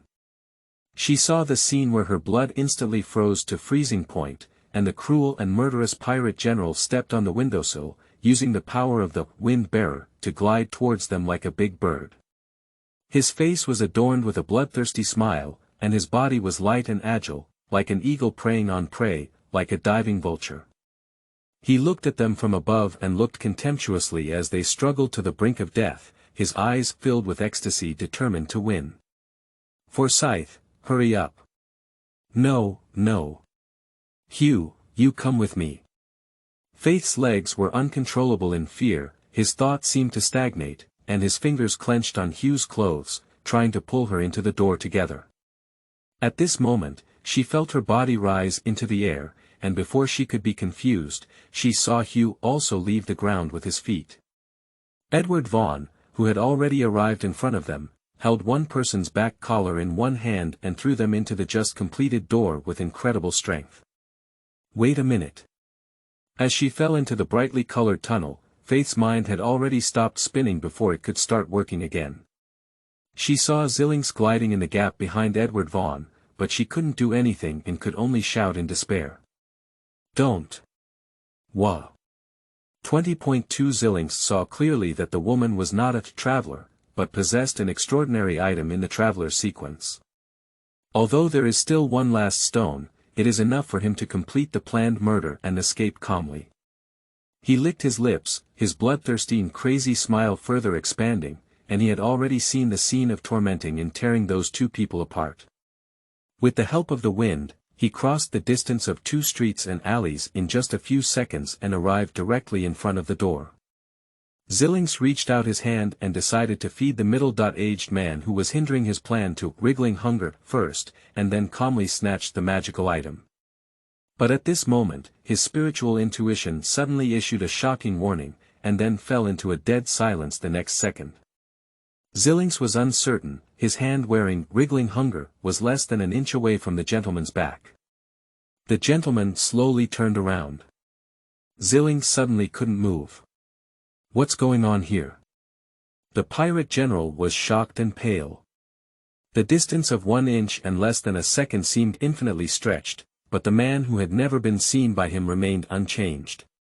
If you die here, Miss Wall and her companions will definitely suspect me. But you look good. I still have work to do, you have disturbed me. Edward Vaughn watched him calmly, without mockery or contempt. His iris and pupils were both black, appearing hazy and without any light, accurately reflecting Zillings' frightened expression. His standing posture was upright and elegant, with his chest raised and his head raised. He walked slowly and arrogantly, like a meticulously designed doll. His gaze lingered for a second on Zillings' wriggling hunger, then fell silent, as if he had engaged in a brief contemplation, with a terrifying lava-like light flowing deep into his pupils. He raised his cane and tapped the top of the gemstone on Zillings' chest through the air. Get lost. The blasphemous words from the abyss spewed out from his mouth. As soon as he spoke, Zillings was hit hard, his sternum sinking into the ground, and his bones making a gnashing, twisted sound. His face instantly turned blood red, blood overflowed from his teeth, his skin cracked, his limbs tilted, and the shattered flesh soaked through his clothes. Subsequently, he felt as if he had been hit head-on by a siege hammer, and was heavily bombarded, crashing into the roof of a dilapidated clock tower several hundred meters away, emitting a strong smoke and dust. Edward Vaughn turned his back, and the flow of sensory time returned to normal. He stepped into the brightly colored tunnel in front of him, and the blue door gradually closed behind him, blocking the scene of Zillings flying out. At this moment, Miss Firth's short "Mr. Vaughn" had not yet reached the second word. Then, her unspoken words got stuck in her throat, watching in disbelief as the other person, after protecting both of them, entered the door with all 4 limbs intact in the last half-second. That's great, that's great. She was about to cry, trembling uncontrollably for the fact that the elder almost lost his life. Don't be afraid, ladies, we are safe now. Edward comforted them softly, with a look of relief on his face. Protecting women and children is a gentleman's responsibility, and we are all fine. So, now, you're going to my house to sit down, have a cup of tea, and explain to me what's going on. TBC, thank you for your recommended tickets. It's really a surprise. Thank you. Edward. Hey, this looks delicious. An item passed by the shepherd. Is it a subordinate of an ally who cannot eat? Then go away. End of this chapter. Chapter 7. Looking at afternoon tea. You are listening at novelfull.audio. Chapter 7. Looking at afternoon tea. 20.3. After passing through the gate of the spiritual realm, we arrived at the station in a cemetery somewhere. Then, I was carefully watched by the frightened women, who reported the murder case to the police station together. They also conveyed some information through a golden-haired dog. During this process, I was supported, but it did not prevent me from seeing these scenes. Finally, the 2 ladies breathed a sigh of relief. Highland tea, Marquise black tea. I invited them into the living room and sat them down, then went into the kitchen to remove the silver tea jar from the shelf. And there are also Baron's coffee beans. What would you like to drink, ladies? Coffee, just give me a cup of coffee, thank you. Miss Fox pulled her hair from the side of her face behind her ear, and the hat she had taken off hung on the wall hanger. She glanced at the young lady named Hugh and then answered on her behalf, "She wants a glass of milk, sir." I saw the petite girl looking at the silver tea jar in my hand several times, as if a bit reluctant to part.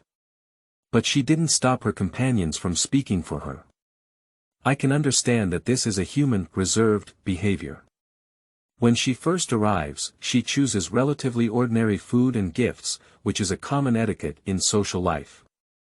So, with a hint of regret in her eyes, I put the teapot back and took out the top-quality coffee beans offered by a certain believer, which were said to be hard to come by, and ground them. It's 3:30 now, it's a bit early. But after completing the baking of the pastry, it happened to be time to enjoy afternoon tea with peace of mind.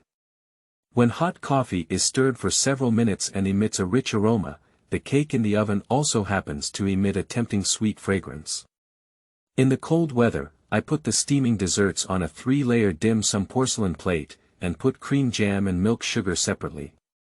It's rare for ordinary people to participate in my afternoon tea in the true sense. I prepared more quantities and pastries that are more in line with human taste.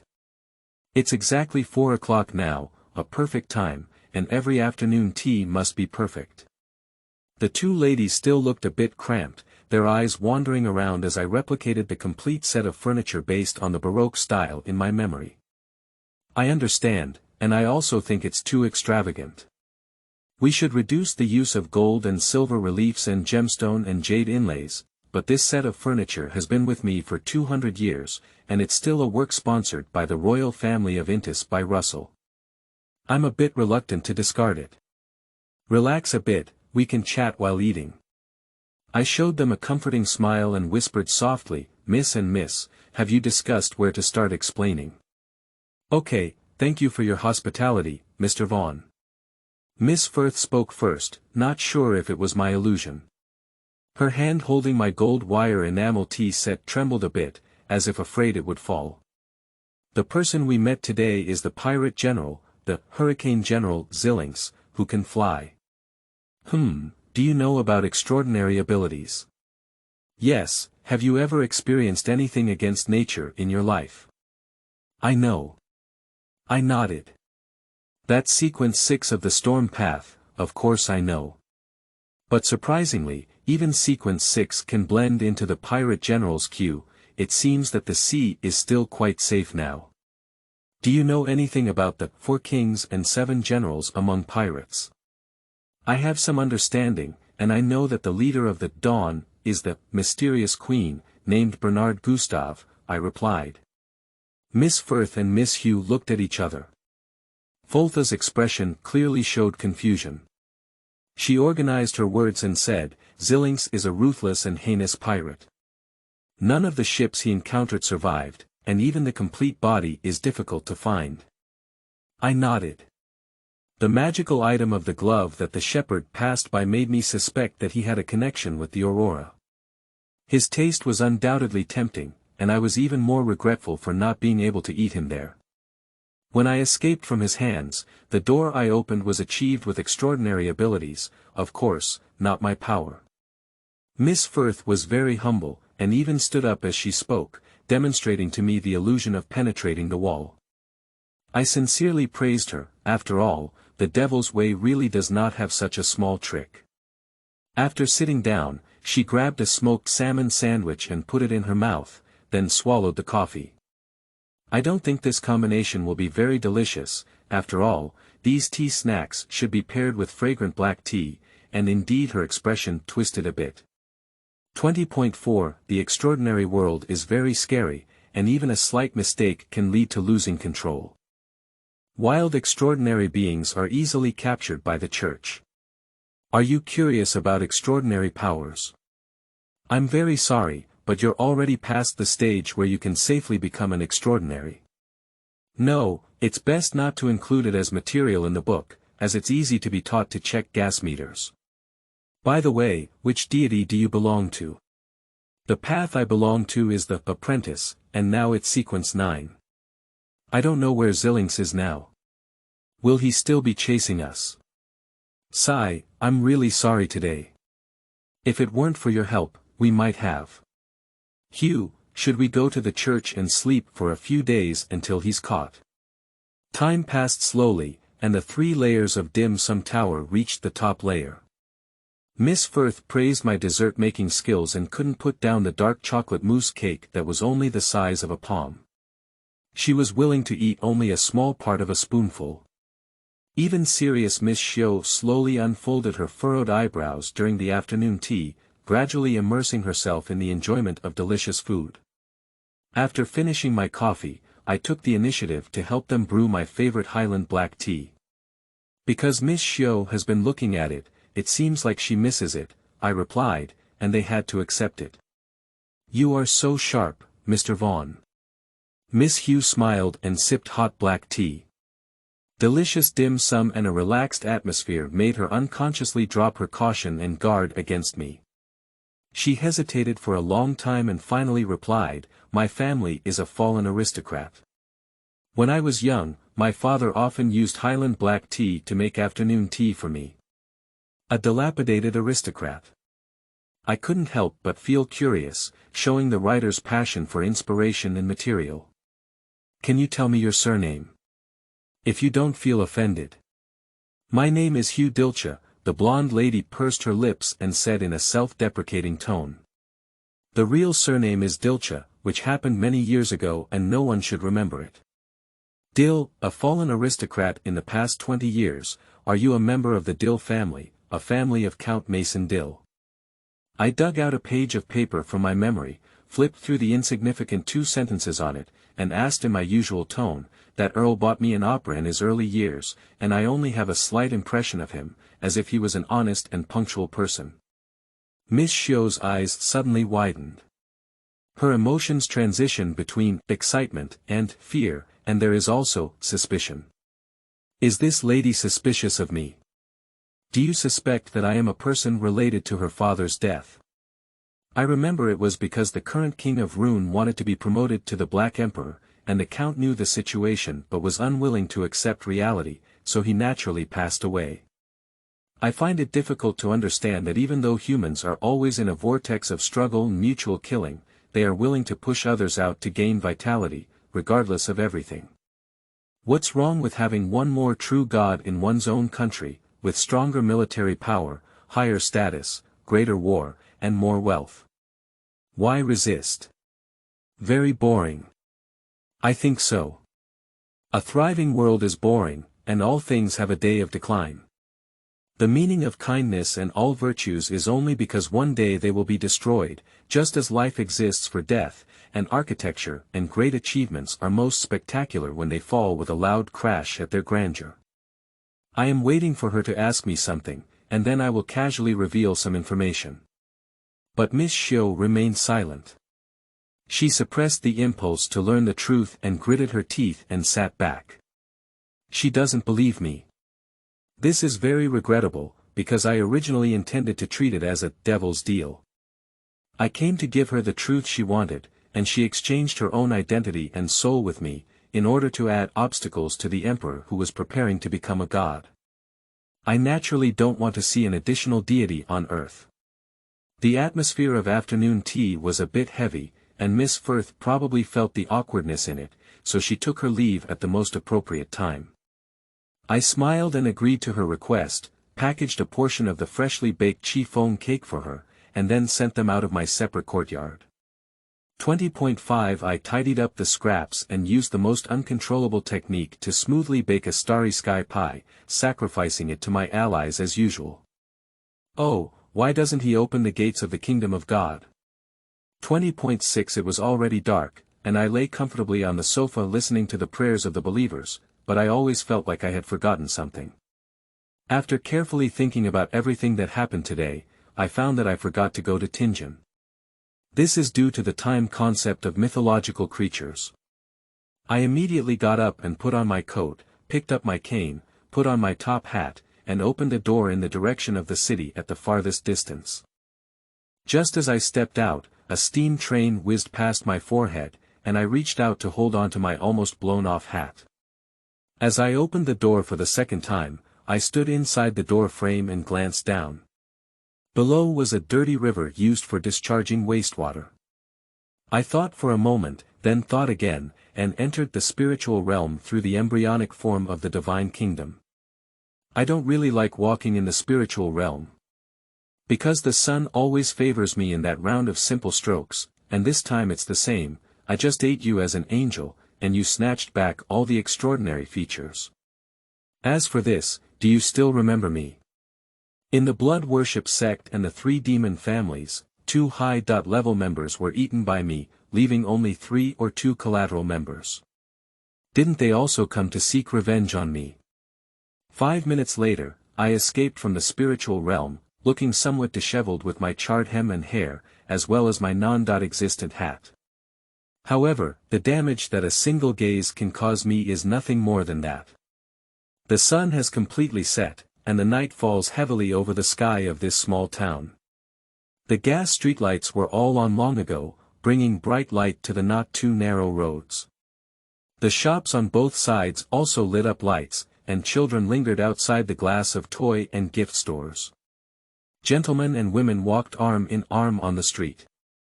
It is late autumn, and recently it has been cold. People have put on thick coats. I casually admire all of this, hoping that the city will be destroyed by the arrival of allies, probably worth preserving like the crystal ball music box in the showcase. Although it is not worth mentioning, the reason for its destruction is very meaningful. Since that's the case, should we take the whole thing with us and make it a world in a bottle? My collection hasn't been updated for a long time. The peaceful night tour was quickly disrupted as a very beautiful lady walked out of a corner with a quick step. Her long brown hair was casually draped over her shoulders. Although her clothes were a bit messy, her round and bright brown eyes showed no signs of panic, but instead were filled with a sense of contentment and joy, her steps leaping and fast. She didn't wear high heels and walked quietly with flat shoes. Although she looked very hidden, the spider silk and the lingering joy on her body were as obvious as a lamp in the dark. Perhaps because she didn't expect someone to stand here, the lady paused for a moment, and then her eyes flickered with joy at seeing the prey. The corners of her mouth slowly rose, revealing a charming smile that belonged only to the witch. The witch lady leaned over, seemingly killing several people in a short period of time, and her aura of corruption and death had not yet dissipated. This made her smell sweet and tempting like a sponge cake soaked in honey, and I rolled my Adam's apple for it. But she clearly misunderstood my meaning, smiled lightly and leaned closer, using seductive words to ask me to protect her safety and safely deliver her home. I don't like eating witches. Although they are delicious, they are always overly sweet and greasy, but there is no reason why they don't eat the blood sacrifice brought to their door. I hope we have a wonderful night, beautiful lady. The witch smiled, and I also showed a heartfelt smile. 20.7 before 9 o'clock, Klein, who was preparing to report to Dunn about the madness of Hood Eugen, a member of the Alchemy Society, at the insane asylum, knocked on the door of the captain's office. After obtaining permission, he pushed the door open and found the captain eating breakfast while reading the newspaper in his hand. Dunn nodded at Klein and said with deep gray eyes, "You came just in time, and there is another case that requires your help." "Is there another one? Are they all involving extraordinary cases?" Klein instinctively asked. "Do you remember the previous case? Mr. Maynard, a city councillor, was found dead at home early in the morning of September 1st. The Tianjin City Police Department was under great pressure and hoped that we could use teleportation to help them locate the culprit as soon as possible.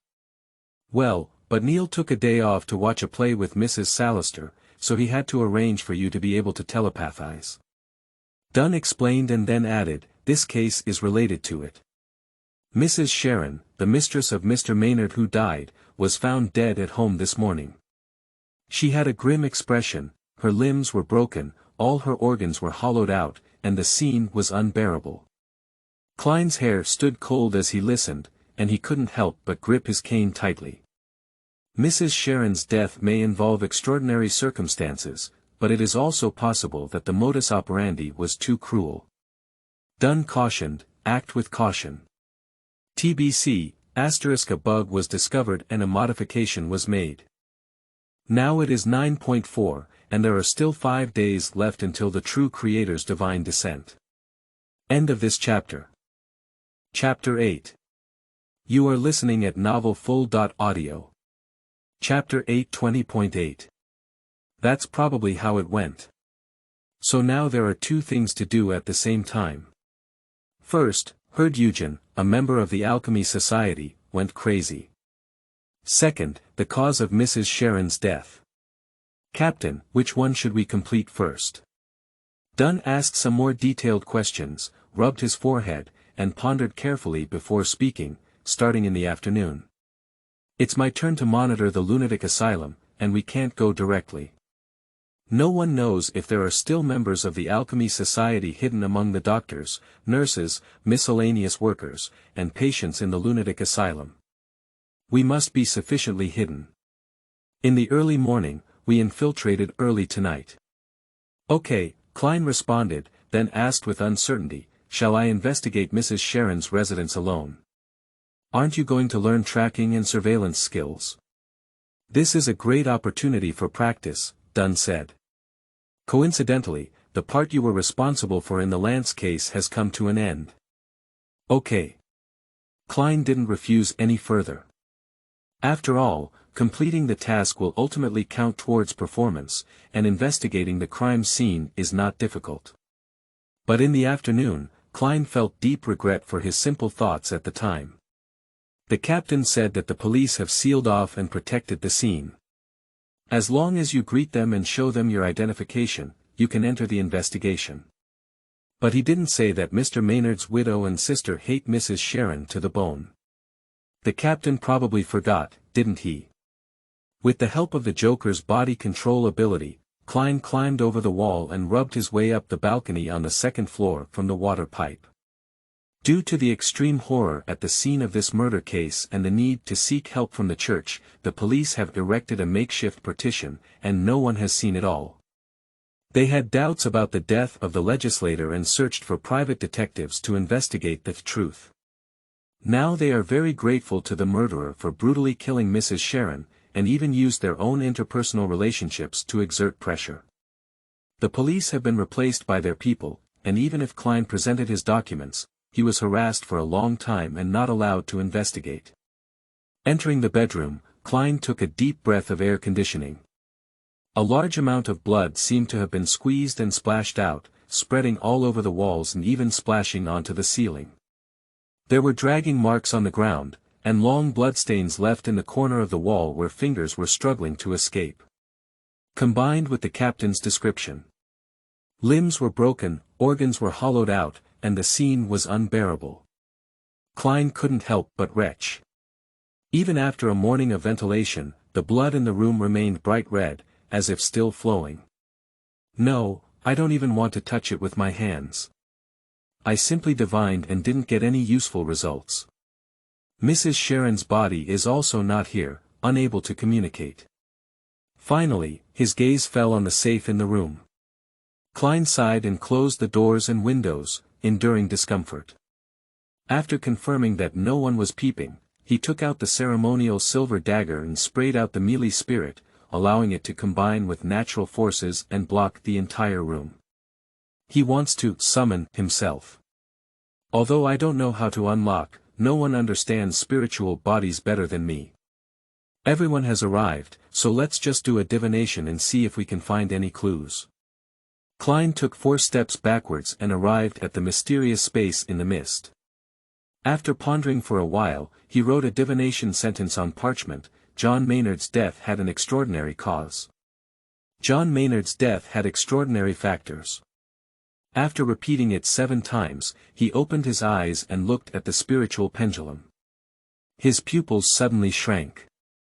The yellow crystal pendant was rotating clockwise. This represents the extraordinary influence of the death of Senator Maynard. Klein stared at the slowly calming spiritual pendulum, and a huge wave surged in his heart. My divination at that time was influenced, interfered with. Mrs. Sharon is an extraordinary, quite powerful extraordinary. Still reciting silently 7 times, still using the spiritual pendulum method, Klein used some information related to his current environment and Mrs. Sharon to complete the divination and see the answer. The yellow crystal is still rotating clockwise. Klein took a gentle breath of cold air, and the image that had originally occurred in his mind when he saw the scene of the murder. A delicate and beautiful woman cruelly dismembered and killed by the thugs. Gradually disappeared. Mrs. Sharon is extraordinary, so only a stronger extraordinary can kill her without any resistance. Once extraordinary factors are involved, the nature of this murder becomes blurred. Is this a personal grudge between 2 extraordinary individuals, or a confrontation between the secretive organizations surging with the tide of Tinjin's undercurrents? Thinking of this, Klein suddenly felt a chill on his spine, his body still staying at the scene. No one can be sure if the killer is looking right here. He dared not delay any longer and immediately left the mysterious space, entering the mysterious safe as quickly as possible.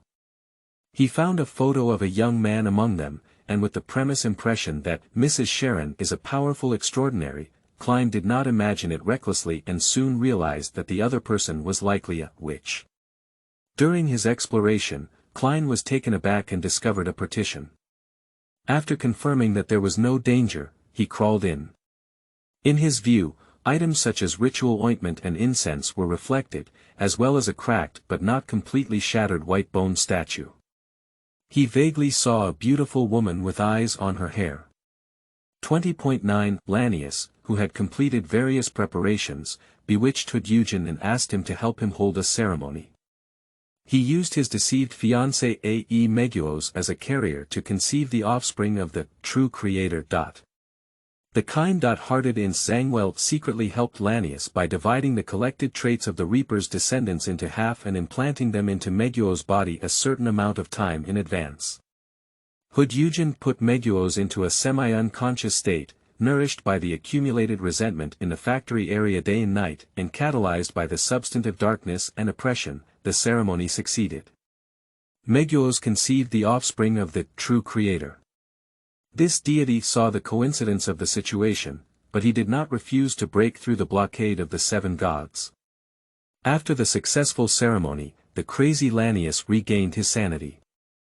If the offspring of the deity were born smoothly, he would become one of the sacrifices. How could mortals become the father of the offspring of the deity? This is a great blasphemy. He attempted to escape and received a death warning in his dream that night.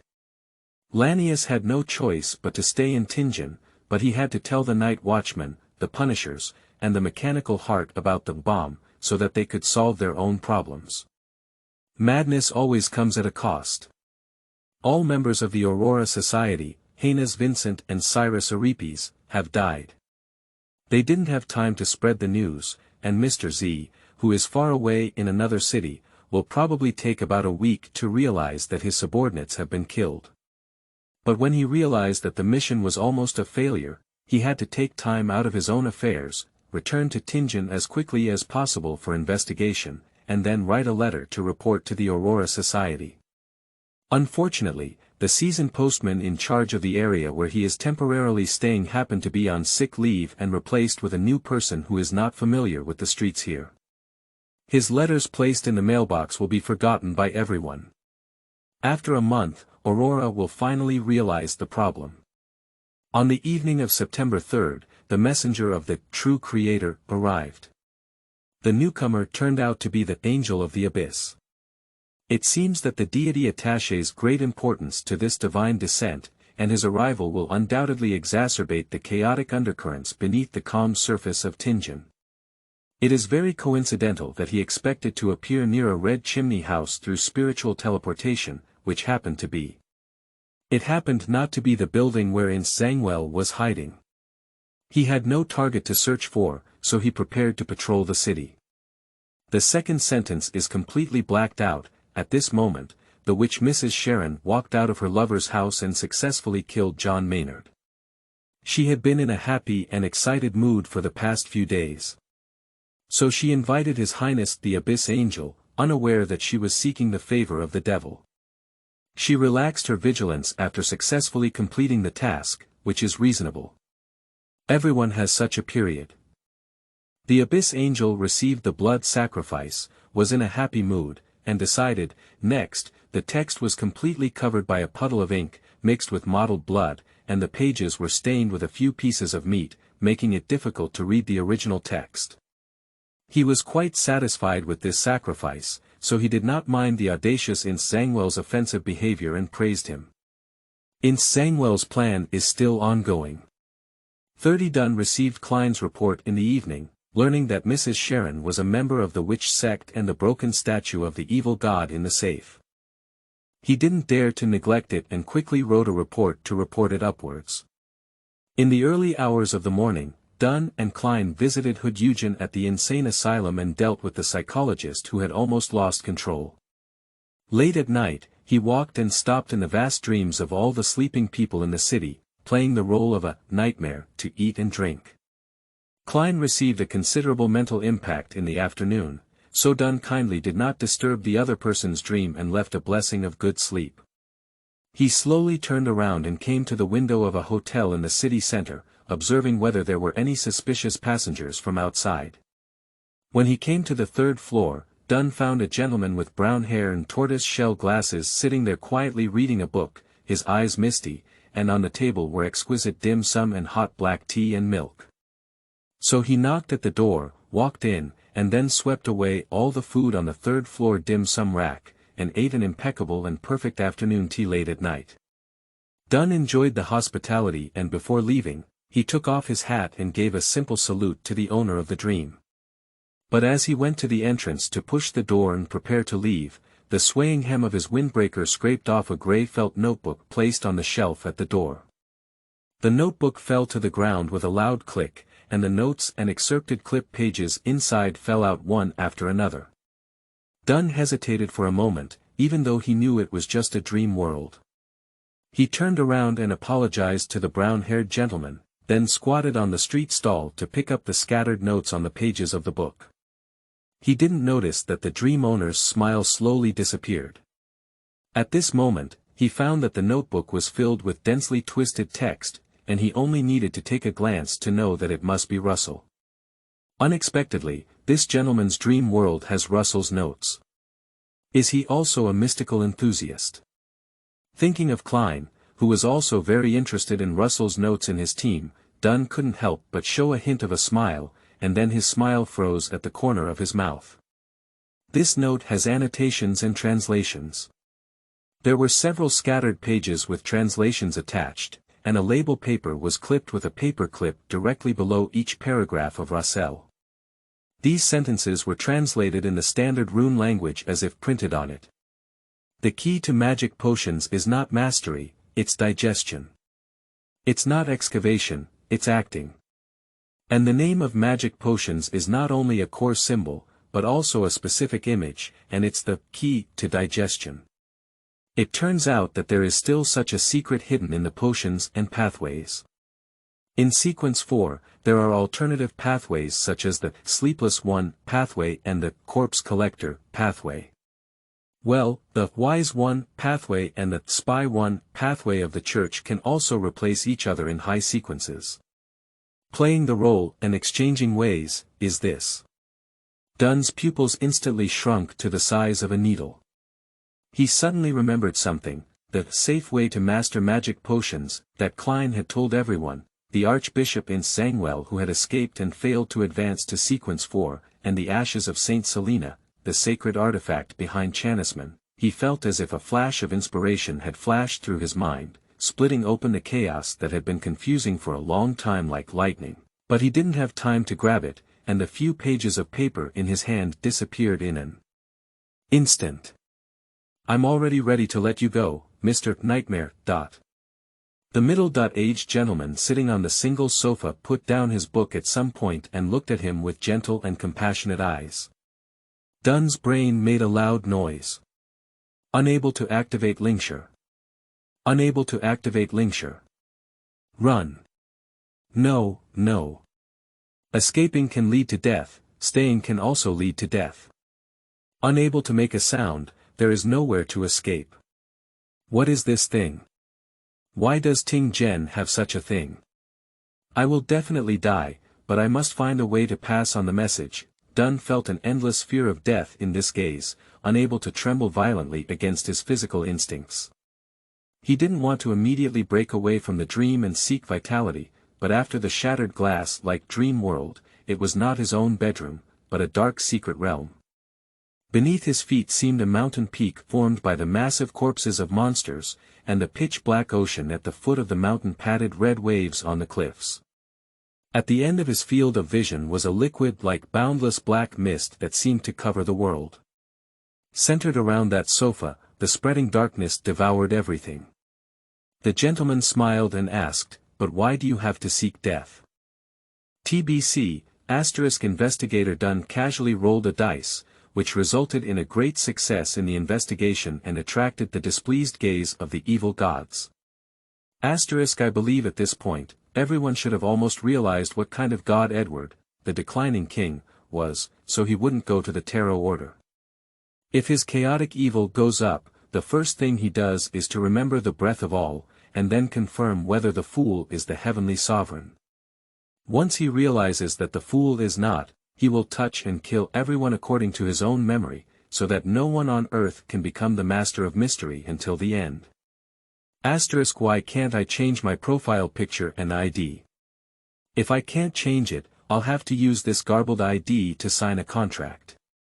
Don't do that. End of this chapter. Chapter 9. You are listening at novelfull.audio. Chapter 9:30.1, In the end, I successfully made a deal with that human and then let him go.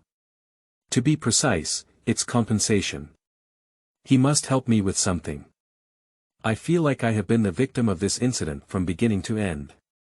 Mr. Nightmare has entered my dream, and I have treated him thoughtfully. I am only here to help my ally surrender, and I do not intend to make any unnecessary mistakes. But he got rid of my things. Of course, it's not important. What's important is why he didn't restrain his curiosity and took a glance at it while tidying up. He saw something he shouldn't have seen and will be punished. Besides exposing me, it was also because Russell had made an agreement with me when he was sober that I could not pass on the contents of his diary, especially those involving secrecy and starry sky.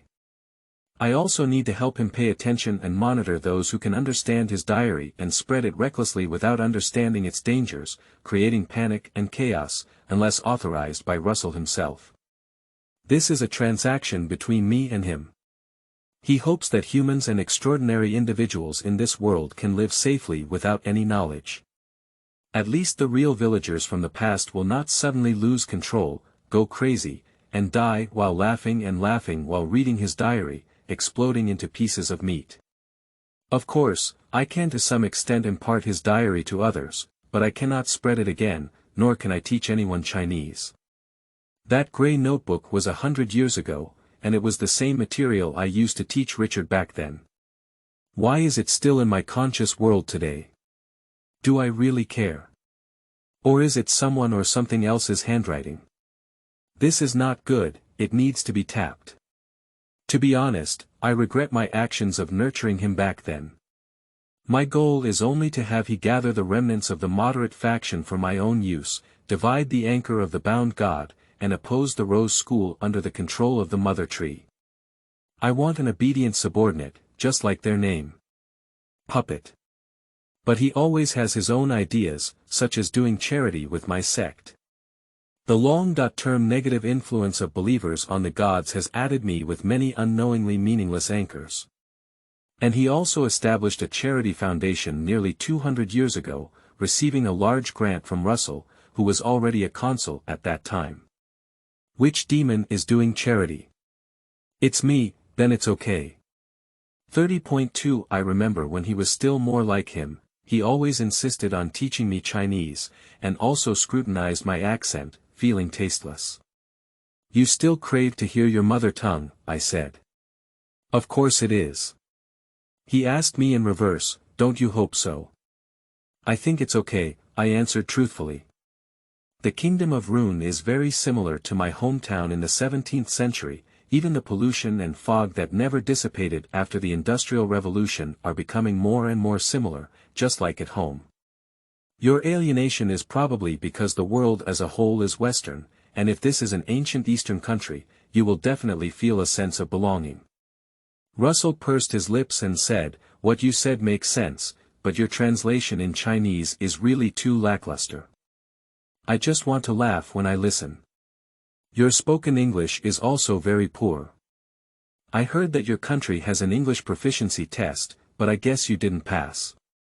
I retorted and heard each other, the writers and inventors who have been modified by you must have lined up to beat you, from Trier to Beckland. Damn it, don't say that anymore. Russell quickly waved his hand, Matilda is pregnant, I'm going to have a third child. Congratulations to me. 30.3 but. I know, someone is influencing me.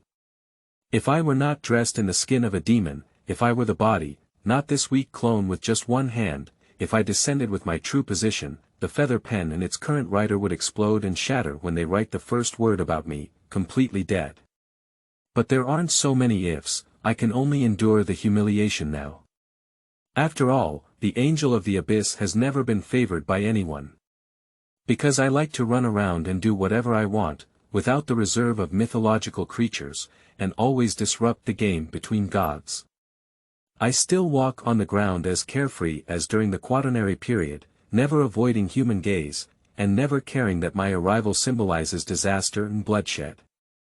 That Mr. Nightmare also had traces of distortion on his body. He happened to come into my dream and accidentally knocked out my notebook. I don't know what the writer wants to do or what the significance of using my hand to arrange a sequence 7 is, but he thinks that giving me a blood sacrifice can make use of me. The last person to be so foolish and naive was Russell, so I warned him. Now Russell probably scolds me every day in his tomb. Although his inventions and creations are spread all over the world, and people use his developed light bulbs and various props to watch his operas and novels, nobles and commoners will play his created games, but those who believe in him are classified as cults. His only anchor is my charity organization that initially received funding, as well as a few high-level members of my sect. They thought I had a good relationship with him, indeed. The children of the charity organization will thank Emperor Russell in their weekly prayers, recite his name, and also recite mine. These tiny, worldwide anchors are his last straw of salvation. The insignificant and self-deceiving conscience of the Black Emperor saved him. He is awake, I know. How pleasing it is to the eye. 30.4 Dunn pinched his nose bridge and yawned slightly, feeling as if he was feeling a bit lethargic today. However, this is also normal. Yesterday, I was busy investigating cases related to witches with Klein Moretti all day, and I also followed him to the morgue to channel for Mrs. Sharon. But Mrs. Sharon's spirit has disappeared without a trace, and she went too late. In the afternoon, I was busy writing a report to the church, assisting the police in handling the scene of the incident and preventing imitation crimes. In the early morning, I kept walking to the madhouse to visit Hood Eugen, and at night, I had to continue patrolling Tinjin's dreams as usual, digesting the nightmare potion. The whole day was so fulfilling, even for those who didn't sleep, feeling tired was understandable. In order to refresh and confirm, Dunn silently recalled the food he had rubbed on in his dream last night. Fragrant fried lamb chops with lemon juice, milk tea with plenty of milk for a very sweet taste, black pepper sauce steak, fried fish and chips, expensive Highland black tea, smoked salmon sandwich, milk sponge cake, biscuits. Thinking of this, he habitually checked himself and found that although his body was tired, his spirit was actually better than ever before. The potion of nightmare seemed to have completely integrated into his body, and he felt that his mastery of power had reached the best state ever. My magic potion has been completely mastered. The efforts made during this period were not in vain, and Klein's method was indeed effective. A hint of surprise appeared in his deep eyes, and a figure that flashed through his mind calmed him down again. But the usually steady night watchman captain still couldn't conceal his joy. He stood up from his chair and paced back and forth in the office several times. Do. Someone knocked on the door of the office, and Cohenley leaned out of the door. Captain. Old Neil brought Mrs. Salister's dim sum, your favorite pie and ice. Cream, which Mrs. Salister specially made for you, come out to eat. You were late last time. Danion's eyebrows lit up with joy. Although he maintained the captain's composure, his pace involuntarily quickened by half a point. Cohenley happily opened the door to clear the way and led his team captain towards the bustling lounge. When going downstairs, Dunn looked out of the window and happened to see a gentleman passing by from the night watchman's small building. The two of them accidentally turned their eyes towards each other, and Dunn instinctively nodded at each other. The other also kindly pressed the brim of their hats as a gesture of goodwill. The figures of Cohen and Dunn quickly disappeared from the window. Edward loosened his hat and looked at the small building with the Blackthorn Security Company sign, muttering to himself, "Is that here? This used to be the stronghold of the night watchman, and the hero who destroyed the plan to surrender is here." He spoke with a hint of admiration, "This is right, this is good. When disasters come, there will always be someone struggling to the death, holding on to hope and falling into the Jedi. Inch by inch is the most beautiful. I really want to make this city my own thing more and more." He listened attentively and heard the nightmare say in a calm and joyous voice, "I have mastered the nightmare potion. This month, our night watch team may submit a second special application." Then came a chorus of cheers, shoulder pats, and hugs, with vague blessings in his mouth as if carrying something, and repeatedly mentioning a name. Daily. Following, lady, is his love a human woman? Looking back on last night, what he showed was only a sense of justice and an outstanding spirit of self-sacrifice. Edward thought with great interest, but those sounds were too complex. Human voices were always messy and lacked sufficient value, so he only listened for 2 seconds before paying attention. "All right, Nightmare can help me monitor the movements of the night watchman, and I can also be aware of any unexpected situations as soon as possible. The task is basically completed. Next, should I visit that bold human? In a house with a red chimney and garden, I was flipping through my notebook and adding a new sentence. It's understandable that Dunn saw the angel of the abyss in his dream, which unfortunately made the other person unhappy. As a result, he was subjected to quite covert control and hints, which was in line with Zangwell's expectations. The former Archbishop of the Night, who was relieved, suddenly sneezed and felt a chill. TBC, thank you all for your support. Don't aim too far, focus on the plot, and if you can finish the book, you will be considered successful. JPG with the help of effective anchors and external gods, Roselle did not remain asleep like in the original work, but was half awake and half asleep, yet half of the time was insane when awake. Carving a tombstone for Edward Vaughan in his tomb is one of his few and most effective ways to maintain clarity. It is now September 5th, and there are still 4 days left until the divine landing. End of this chapter. Chapter 10. You are listening at novelfull.audio. Chapter 10:30.5, Don't try to commit suicide in front of a demon, I said in the gentlest tone, unless you wish to dedicate your soul to him. 30.6 Zangwell held his right hand, which I had broken 3 fingers on, trembling as he gripped the bleeding gauze. This is the minimum punishment for offending the angel, as he did not go out to greet me when facing me, but attempted to drive me away with a score of 0.08. This ridiculous behavior. So he still dared not approach or sit down, standing by the side of the chair where I was sitting, staring at me with the most fearful and vigilant eyes, along with the notebook that originally belonged to him in my hand. I handed him the hat I had bought for £2 and gestured for him to help me hang it on the hanger at the door. He hesitated for a few seconds, reached out his left hand with all 5 fingers around, and with less dexterity, took it and hung it up with his own hands. This is great, it proves that he has learned well and understands that even demons do not want to be stained with blood at any time. Today is a cloudy day.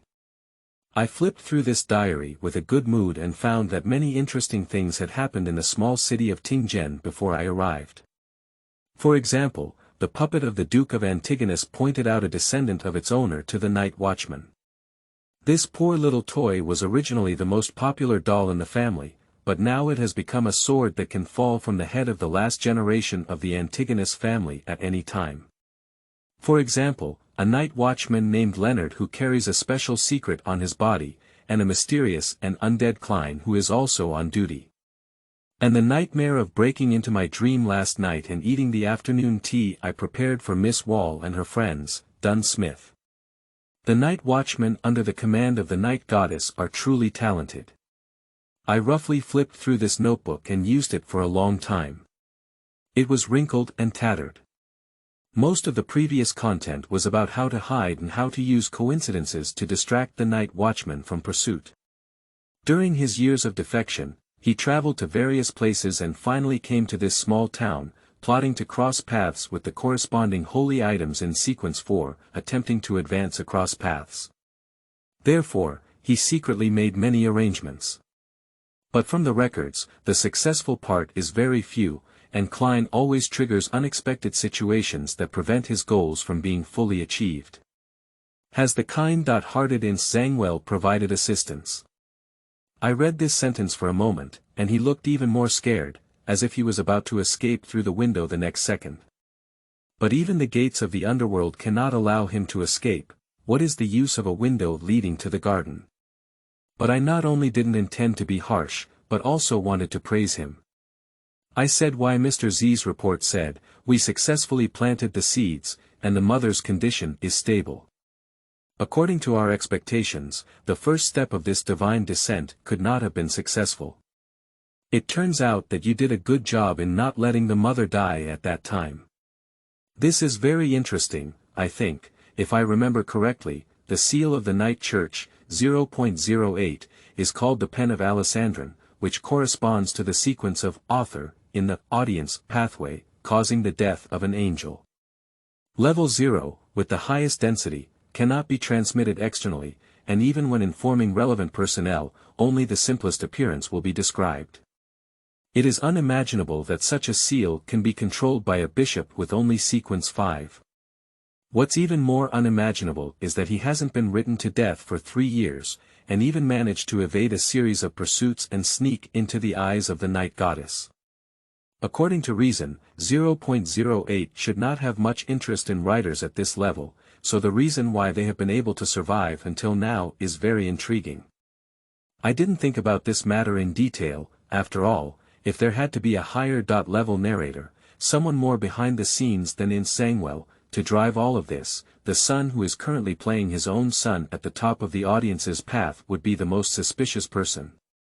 You did a great job, in Zangwell, you're very interesting. I closed my notebook and met his surprised and skeptical gaze. I'm telling the truth, because demons like such despicable masterminds behind the scenes. Despite appearing to be willing to resort to any means for the sake of their goals, they are unwilling to even have their hands stained with blood, preferring to manipulate the lives of others through covert influence. Despite holding the highest level seal, he always cowered in the dark corner like a mouse that couldn't see light. He is destined to become a sacrifice, and I would love to see him continue to struggle to pass the time. So I won't help you, I won't care for you, I won't protect you. You have to live a strong life and let me appreciate your even more despicable side. For this, I can give you some blessings. The anger, which was not well hidden, solidified on his face, and a hint of suspicion and vigilance appeared in Zangwell's remaining deep blue, almost black eyes, before realizing that he had no right to refuse. 30.7 After finishing my visit to Zangwell, I went down the street to confirm whether the pain in this city was qualified. The Ernst Charity Foundation, established by my subordinate Richard Ernst, the Angel of Temperance, has been around for 200 years. He is an excellent human, capable human, and also a human with an overly rich conscience. It's the first time I've seen someone who sees the charity industry as a lifelong pursuit, let alone an angel. Therefore, his anchor is all the elderly, weak, sick, and disabled who receive funding in the foundation. Kindness is his nature, it is his humanity, and once he tries to abandon all of this, he will immediately lose control. Charity is a bottomless pit. Foundations will never be able to make ends meet, but they will always be building new poverty alleviation and welfare homes. As a leader and theoretical worshipper, Richard Ernst even needed to use his secular identity to solicit sponsorships everywhere, but the nobility did not care about the cause of charity. When he returned from Isaac, he offered me relevant reports, and even the nobles with some background and understanding of his identity only provided less than £100,000 in total funding for this unrewarded cause. Beside the comfortable small buildings and villas of the factory owners is a small house crowded with dozens of people. The workers only have a few sols of dirty floor space a week, and cheap and spoiled food.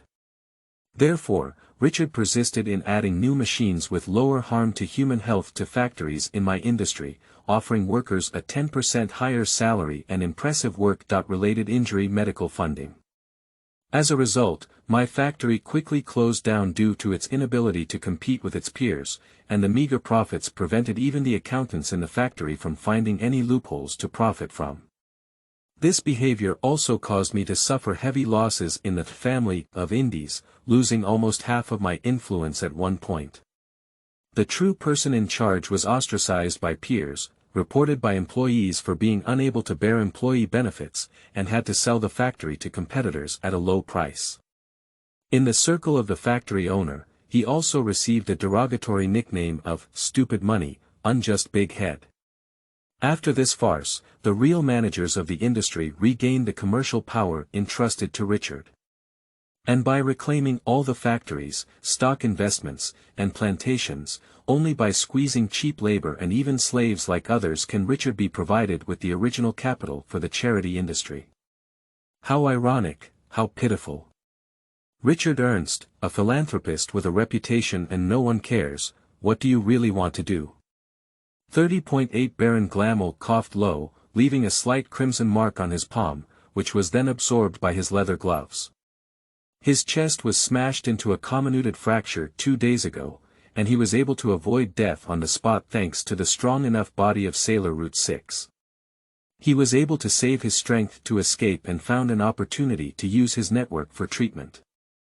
But he wouldn't think it was his luck, just because the powerful extraordinary who happened to pass by didn't want to kill him. Xilinx was very frustrated.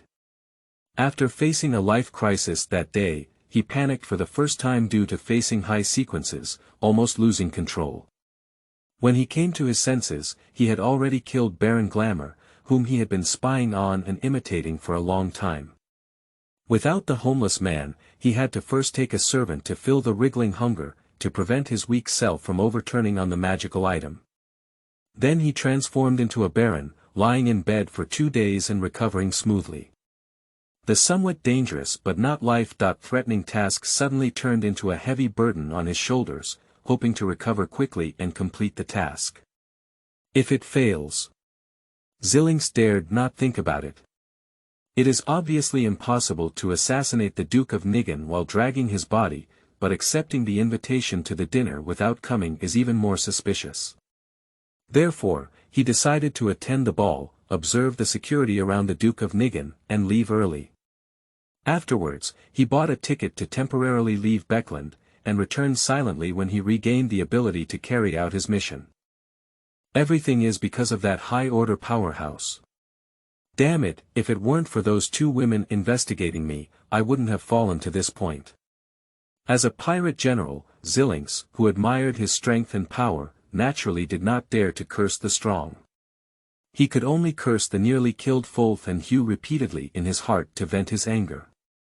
Thinking of the possible punishment for not completing the task, and realizing that he might never have a chance to seek revenge against those 2 women, his face and features involuntarily became somewhat grim.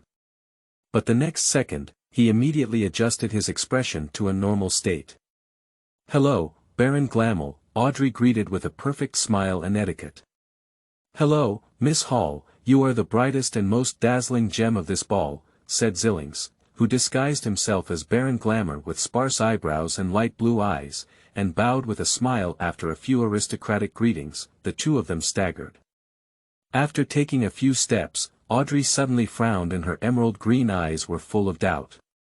Baron Glamour is different from usual. In the past, he would shift his gaze to the side when he saw ladies with higher status and more beauty than himself, afraid to look straight, and then constantly sneak glances. But today, he appears very confident. No, in fact, the most unusual thing is the smell of perfume on his body. When he attended various parties, he used to exude the tail tone of amber perfume, which was pure and light musk, but noble without showing off. But just now his fragrance was the middle note of amber, which was dense and elegant. "Is there any other smell when he passed me just now? The perfume is so thick that it seems to cover up something. It seems, indeed, that a faint smell of blood has passed. Baron Glamour has been sick and has been in bed for 2 days. Where can he get the smell of blood?" Audrey's footsteps were slowing down, and as an audience who had completely digested the potion, her sensitivity to details was incomparable to other extraordinary beings. She recalled more and more doubts, and suddenly, she thought of a possibility. Her emerald green eyes froze for a moment. TBC, if Edward goes to Tarot Club, is this kindergarten? He glanced at it and remembered everyone's approximate appearance and breath before joining the assassination list. He left. If Control Angel Richard's Upper Tarot Order Richard. Lord, I have entered a pre-divine council, and the great presence of the Lord calls himself Mr. Fool. Edward. Fool. There are no fools now. Look at those half-fools still on the mountaintop, their whole bodies are paralyzed. Tell me the address and I will go and take a look. You have been caught in a pyramid scheme trap, be wary of new types of online fraud. In addition, after lobbying the majority of the nobles during a trip to the Kazakh Empire, Audrey exposed Zillings and received a total reward of over £40,000 from various countries and organizations. End of this chapter.